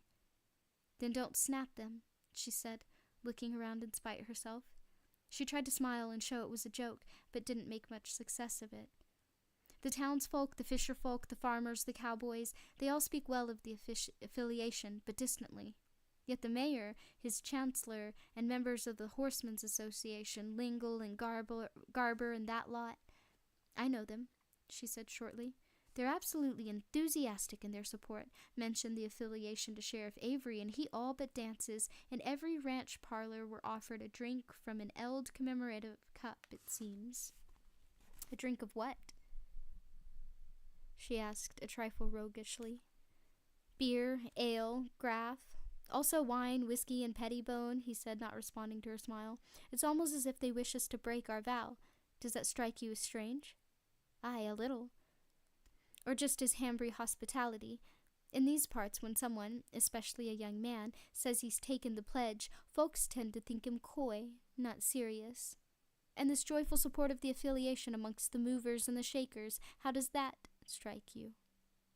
Queer. And it did. Pat Delgado's work had brought him in almost deadly contact with these landowners and horse breeders, and so she, who had tagged after her da any time he would let her, had seen plenty of them. She thought them a cold bunch, by and large. She couldn't imagine John Corden or Jake White waving an Arthur Eldstein in a sentimental toast, especially not in the middle of the day, when there was stock to be run and sold. Will's eyes were full upon her, as if he were reading these thoughts. "But you probably don't see much of the big fellows as you once did," he said. "Before your father's passed, I mean." "Perhaps not, but do bumblers learn to speak backward?" No cautious smile this time. This time he outright grinned. It lit his whole face. Gods, how handsome he was. "I suppose not. No more than cats change their spots, as we say. And Mayor Thorin doesn't speak of such as us, me and my friends, to you when you two are alone. Or is that question beyond what I have a right to ask? I suppose it is." "I care not about that," she said, tossing her head perfectly enough to make her long braids swing. "I understand a little of propriety, as some have good enough to point out." But she didn't care as much for his downcast look and flush of embarrassment as she had expected. He knew girls who liked to tease as well as flirt, and to tease hard, some of them, but it seemed she had no taste for it. Certainly, she had no desire to set her claws in him, and when she went on, she spoke gently. "I'm not alone with him, in any case." "And oh, how ye do lie," she thought mournfully, remembering how Thorin had embraced her in the hall on the night of the party, groping at her breasts like a child trying to get his hands into a candy jar, telling her that he burned for her. "Oh, ye great liar. In any case, Will Hart's opinion of you and your friends can hardly concern ye, can it? Ye have a job to do, that's all. If he helps ye, why not just accept and be grateful?" "Because something's wrong here," he said, and the serious, almost somber quality of his voice frightened her a little. "Wrong? With the mayor, with the Horsemen's Association? What are you talking about?" He looked at her steadily, then seemed to decide something. "I'm going to trust you, Susan." "I'm not sure I want thy trust any more than I want thy love," she said. He nodded. "And yet to do the job I was sent to do, I have to trust someone. Can you understand that?" She looked into his eyes and then nodded. He stepped next to her, so close she fancied she could feel the warmth of his skin. "Look down there. Tell me what you see." She looked, then shrugged. "The drop, same as always." She smiled a little. "And is beautiful. This has always been my favorite place in all the world." "Aye, it's beautiful, all right. What else do you see?" "Horses, of course." She smiled to show this was a joke. An old one, her da's, in fact. But he didn't smile back. Fair to look at, and courageous. If the stories they were already telling about town were true, quick in both thought and movement, too. Really not much sense of humor, though. Well, there were worse failings. Grabbing a girl's bosom when she wasn't expecting it might be one of them. "Horses, yes. But does it look like the right number of them? You've been seeing horses on the drop all your life, and surely no one who's not in the Horsemen's Association is better qualified to say. And you don't trust them." They've given us everything we've asked for, and they're as friendly as dogs under the dinner table, but no, I don't think I do. Yet you'd trust me." He looked at her steadily with his beautiful and frightening eyes, a darker blue than they would be later, not yet faded out by the suns of 10,000 drifting days. "I have to trust someone," he repeated. She looked down, almost as though he had rebuked her. He reached out, put gentle fingers beneath her chin, and tilted her face up again. "Does it seem the right number? Think carefully." But now that he'd brought it to her attention, she hardly needed to think about it at all. She'd had been aware of the change for some time, she supposed, but it had been gradual, easy to overlook. "No," she said at last. "It's not right. Too few or too many. Which?" She paused for a moment, drew in a breath, let it out in a long sigh. "Too many. Far too many." Will Dearborn raised his clenched fist to shoulder height, then gave them a single hard shake. His blue eyes blazed like the spark lights of which her granddad had told her. "I knew it," he said. "I knew it." "How many horses are down there?" he asked. "Below us or on the whole drop?" "Just below us." She looked carefully, making no attempt to actually count. That didn't work, it only confused you. She saw 4 good-sized groups of about 20 horses each, moving about on the green almost exactly as birds moved out in the blue above them. There were perhaps 9 smaller groups, ranging from octets to quartets, several pairs. They reminded her of lovers, but everything did today, it seemed. A few galloping loners, young stallions mostly. 160? He asked in a low voice, almost hesitant voice. She looked at him surprised. "Aye, 160's the number I had in mind, to a pin. How much of the drop are we looking at? A quarter? A third?" "Much less." She tilted him a small smile. "As I think thee knows, a sixth of the total open graze, perhaps. If there's 160 horses free grazing on each sixth, that comes to..." She waited for him to come up with 960. When he did, she nodded. He looked down a moment longer and grunted with surprise when Rusher nosed him in the small of his back. Susan put a curled hand to her mouth to stifle a laugh. From the impatient way he pushed the horse's muzzle away, she guessed he still saw little that was funny. "How many more are stabled or training or working, do you reckon?" he asked. "1 for every 3 down here, at a guess. So she'd be talking 1,200 head of horses, all threaded stock, no muties." She looked at him with faint surprise. "Aye, there's almost no mutie stock here in Mekhiz, in any of the outer baronies for that matter." "You true breed, more than 3 out of every 5? "We breed 'em all. Of course, every now and then we get a freak that has to be put down, but not 1 freak out of every 5 live births. 1 out of every 5 born with, how had Renfrew put it, with extra legs or its guts on the outside." Her shocked look was enough answer. "Who's been telling ye such?" "Renfrew. He also told me that there was about 570 head of threaded stock here in Mekhiz. That's just..." She gave a bewildered little laugh. "Just crazy, if my dad was here." "But he's not," Roland said, his tone as dry as a snapping twig. "He's dead." For a moment she seemed not to register the change in that tone. Then, as if an eclipse had begun to happen somewhere inside her head, her entire aspect darkened. "My dad had an accident. Do you understand that, Will Dearborn? An accident. It was terribly sad, but that sort of thing happens sometimes. A horse rolled on him. Ocean foam. Fran says foam saw a snake in the grass." "Fran Lengel?" "Aye." Her skin was pale, except for 2 wild roses. Pink, like those in her bouquet, had sent her by way of Shimi, glowing high up on her cheekbones. "Fran rode many miles with my father. They were great friends. They were of different classes, for one thing, but they rode together. I've a cap put away somewhere that Fran's first wife made for my christening. They rode the trail together. I can't believe Fran Lengel would lie about how my dad died, let alone that he had anything to do with it." Yet she looked doubtfully down to the running horses. So many. Too many. Her dad would have seen, and her dad would have wondered what she was wondering now. whose brands were on the extras. It so happens Fran Lingle and my friend Stockworth had a discussion about horses, Will said. His voice sounded almost casual, but there was nothing casual on his face.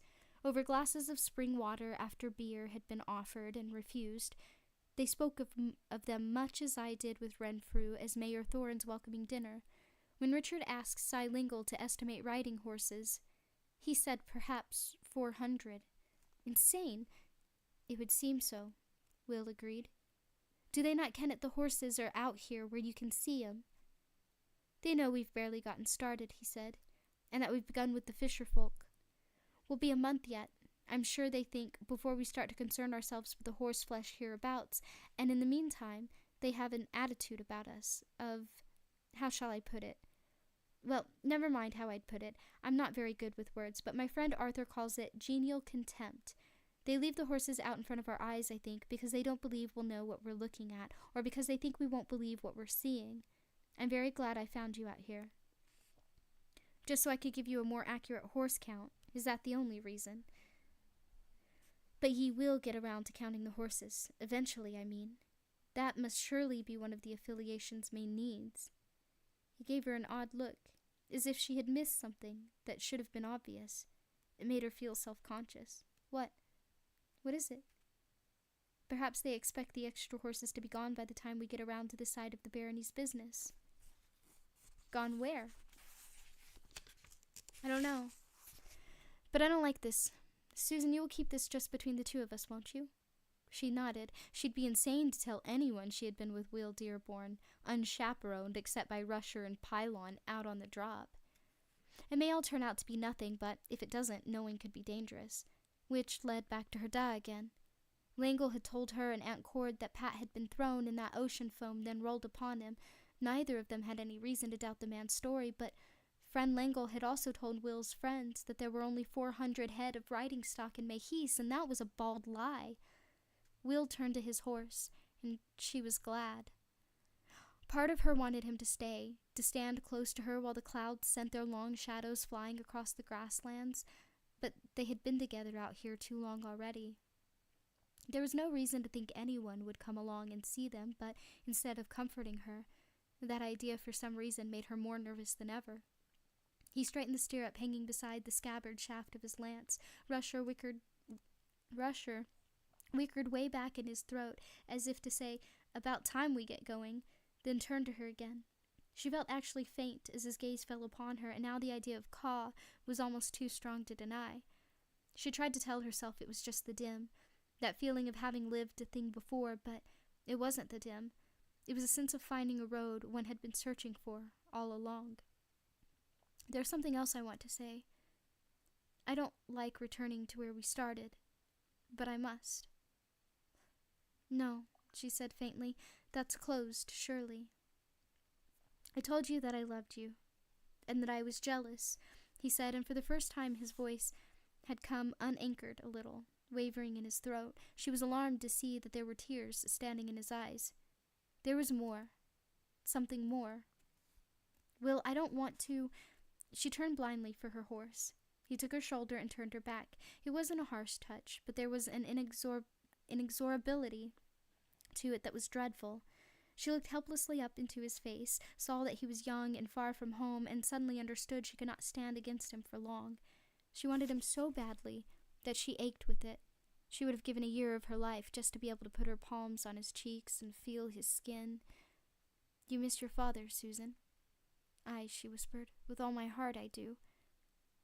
I miss my mother the same way. He held her by both shoulders now. One eye overbrimmed, one tear drew a silver line down his cheek. Is she dead? No, but something happened. About her, to her. How can I talk about it when I don't even know how to think about it? In a way, she did die. For me. Will, that's terrible. He nodded. The last time I saw her, she looked at me in a way that will haunt me to my grave. Shame and love and hope, all of them bound up together. Shame at what I'd seen and knew about her. Hope, maybe, that I'd understand and forgive. He took a deep breath. The night of the party, toward the end of the meal, Reimer said something funny. You all laughed. If I did, it was only because it would have looked strange if I was the only one who didn't, Susan said. I don't like him. I think he's a schemer and a conniver. You all laughed, and I happened to look down toward the end of the table, toward Olive Thoren, and for a moment, only a moment, I thought she was my mother. The expression was the same, you see, the same one I saw on the morning when I opened the wrong door at the wrong time and came upon my mother and her. Stop it, she cried, pulling back from his hands. Inside her, everything was suddenly in motion, all the mooring lines and buckles and clamps she'd been using to hold herself together, seemingly to melt at once. Stop it. Just stop it. I can't listen to you talk about her. She groped out for pylon, but now the whole world was wet. Prisms. She began to sob. She felt his hands on her shoulders, turning her again, and she did not resist them. I'm so ashamed, she said. I'm so ashamed and so frightened, and I'm sorry.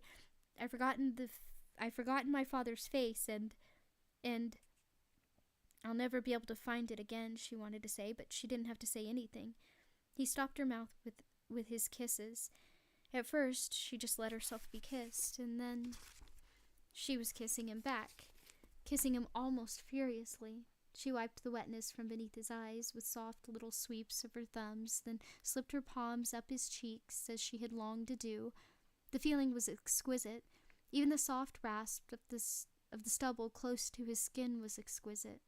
She slid her arms around his neck, her open mouth on his, holding him and kissing him as hard as she could, kissing him there between the horses, who simply looked at each other and then went back to cropping grass. They were the best kisses of his whole life, and never forgotten. The yielding pliancy of her lips and the strong shape of her teeth under them, urgent and not shy in the least.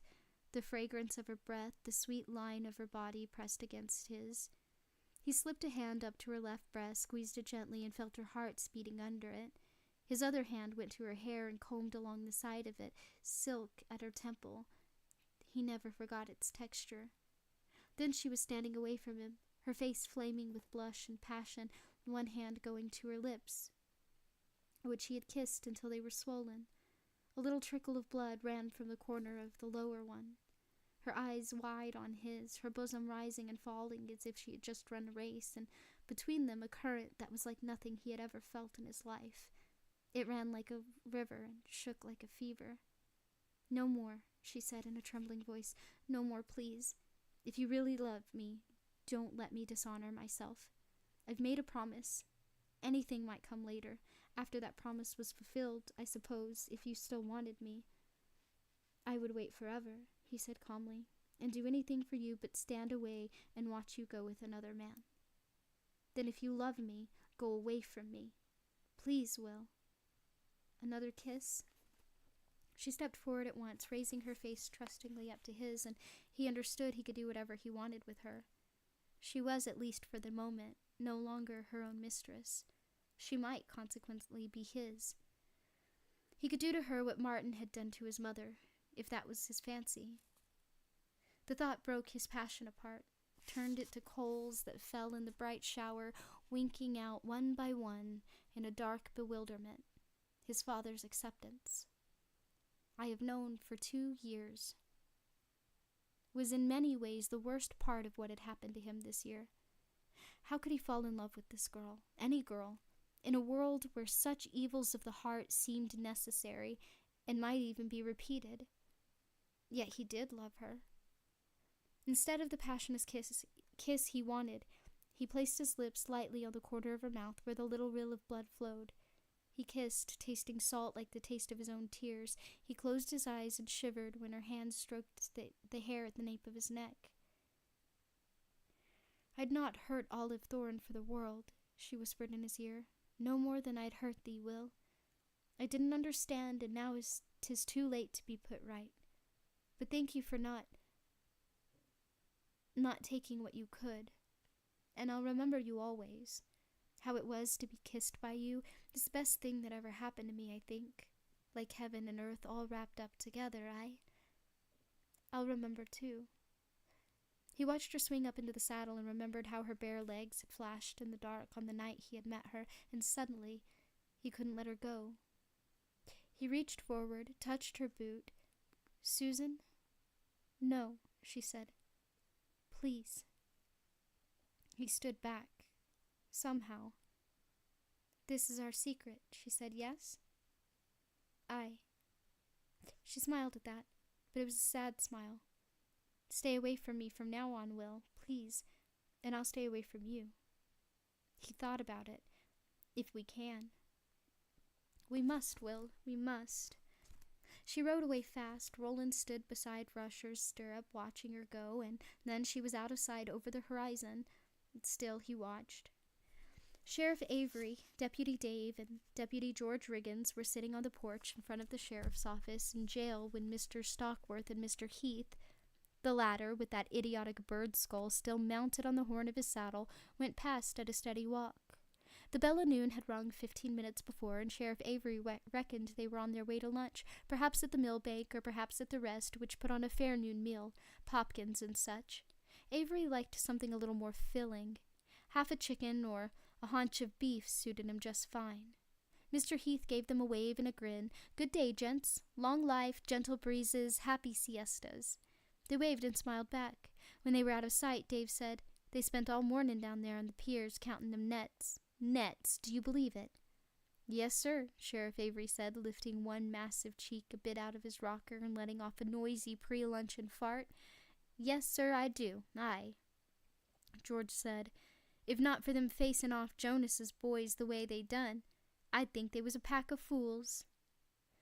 "Nor would they likely mind," Avery said. He looked at Dave, who was twirling his monocle on one end of its ribbon and looking off in the direction the boys had taken. There were folks in the town who had begun calling the affiliation brats little coffin hunters. Avery wasn't sure what to make of that. He'd soothed it down between them and Thorin's hard boys, and had gotten both a commendation and a piece of gold from Reimer for his efforts, but still, what to make of them? The day they came in, he said to Dave, "You thought they were soft. How do you say now?" "Now?" Dave twirled his monocle a final time, then popped it into his eye and stared at the sheriff through it. "Now I think they might have been a little harder than I thought after all." Yes, indeed, Avery thought. But hard don't mean smart, thank the gods. Aye, thank the gods for that. "I'm hungry as a bull, so I am," he said, getting up, and he put his hands on his knees, and ripped off another loud fart. Dave and George looked at each other. George fanned a hand in front of his face. Sheriff Herkimer, Avery, Barony Sheriff straightened up, looking both relieved and anticipatory. More room out than there is in," he said. "Come on, boys. Let's go down street and tuck into a little." Not even sunset could do much to improve the view from the porch of the Barkay bunkhouse. The building, except for the cook shack and the stable, the only one still standing on what had been the homemaker, was L-shaped, and the porch was built on the inside of the short arm.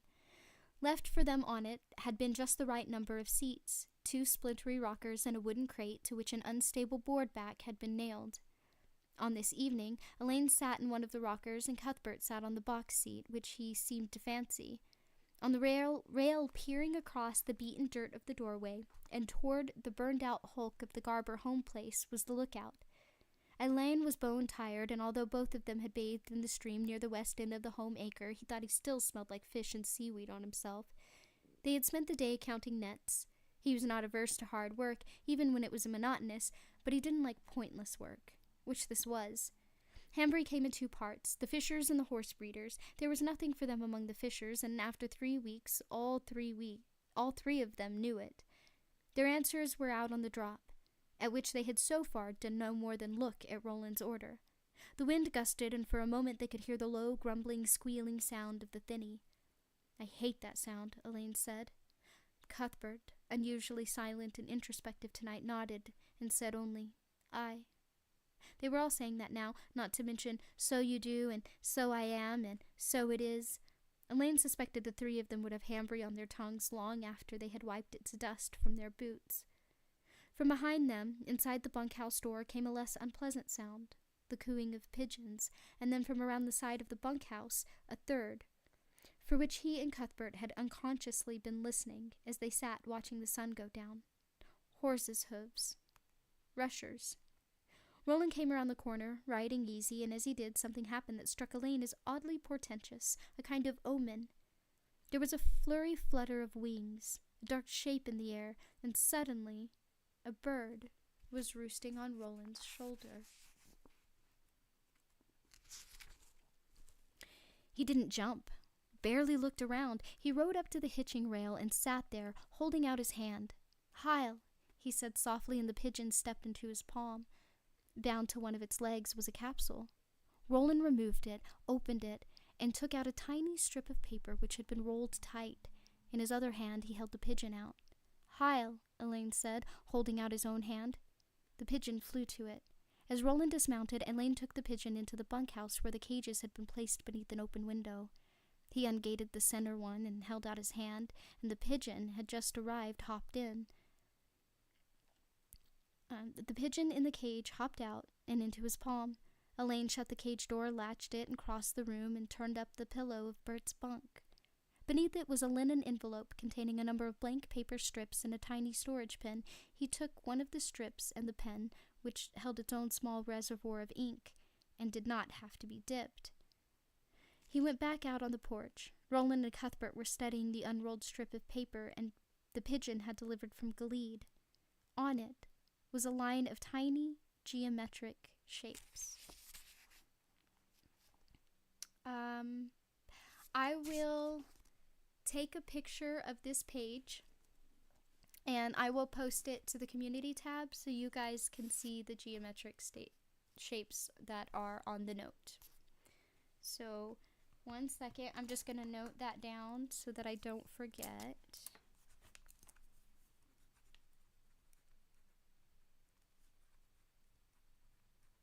Okay. "What does it say?" Elaine asked. The code was simple enough, but he could not get it by heart or read it on sight, as Roland and Bert had been able to do. Almost immediately, Elaine's talents, his ability to track, his easy access to the touch, lay in other directions. "Farson moves east," Cuthbert read. "Forces split, one big, one small. Do you see anything unusual?" He looked at Roland, almost offended. "Anything unusual? What does that mean?" Roland shook his head. He didn't know. He doubted if the men who had sent the message, of whom his father was almost surely one, did either. Elaine handed Cuthbert the strip and the pen. With one finger, Bert stroked the head of the softly cooing pigeon. It ruffled its wings as if already anxious to be off to the west. "What shall I write?" Cuthbert asked. "The same." Roland nodded. "But we have seen things that are unusual," Elaine said. "And we know something is wrong here. The horses and at that small ranch way south. I can't remember." Sorry, guys, 1 second.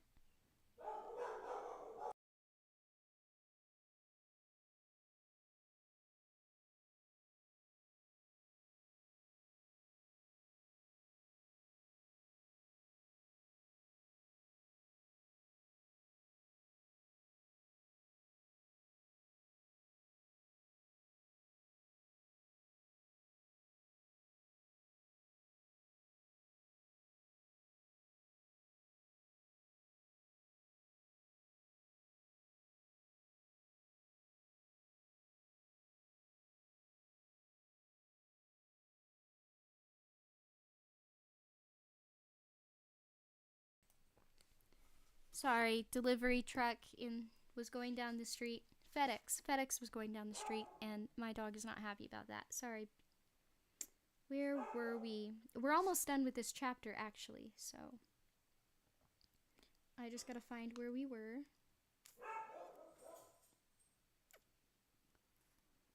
But we have seen things that are unusual," Elaine said. "And we know things are wrong here. The horses and at the small ranch way south. I can't remember the name."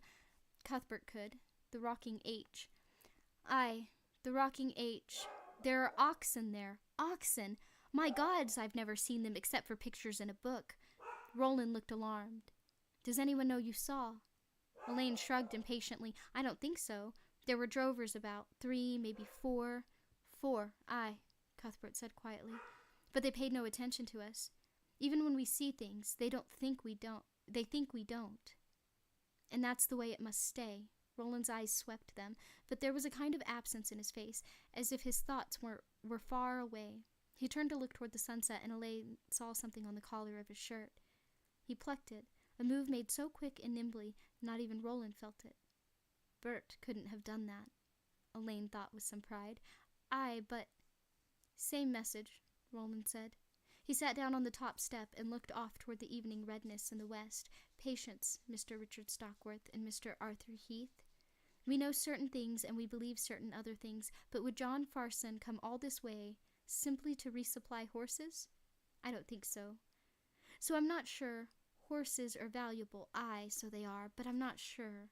So we wait. All right, same message. Cuthbert smoothed the scrap of paper flat on the porch rail, then made a small series of symbols on it.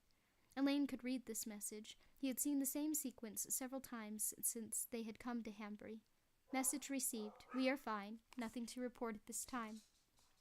It was up and gone in a flutter of wings. For a moment only they saw it, a dark shape against the deepening sky.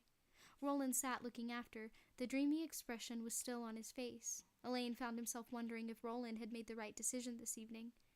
He had never in his life had such a thought, nor expected to have one.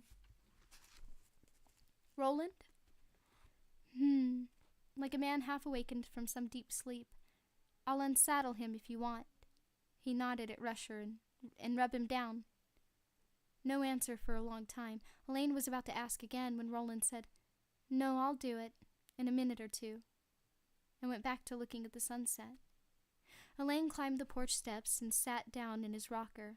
Bert had resumed his place on the box seat.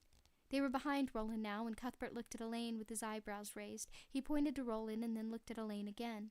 Elaine passed over what he had plucked from Roland's collar. Although it was almost too fine to be seen in this light, Cuthbert's eyes were gunslinger's eyes, and he took it easily with no fumbling. It was a long strand of hair, the color of spun gold. He could see from Bert's face that Bert knew whose head it had come from. Since arriving in Hanbury, they had met only one girl with long blonde hair. The two boys' eyes met. In Bert's, Elaine saw dismay and laughter in equal measure. Cuthbert Allgood raised his finger to his temple and mimed pulling the trigger. Elaine nodded. Sitting on the steps, with his back to them, Roland looked toward the dying sunset with dreaming eyes. All right, I thank you all for being here, and thank you so much for being patient with me, for forgiving the background noises and the pauses and the dealing with the animals and the answering of the phone calls, and all those things that happen when you do this live. So I appreciate your patience, and next week we will be starting Chapter 8, Beneath the Peddler's Moon. Not quite halfway through Book 4 yet, but we're getting there. Alright, as always, I may have a live chat later. I may have a live chat tomorrow, but that is not a guarantee, and it just depends on how the day unfolds. Yeah, so, later days, pretty shiny peoples. I hope you all laugh lots and smile bunches, and don't forget to have a little bit of fun, because it's important. Bye.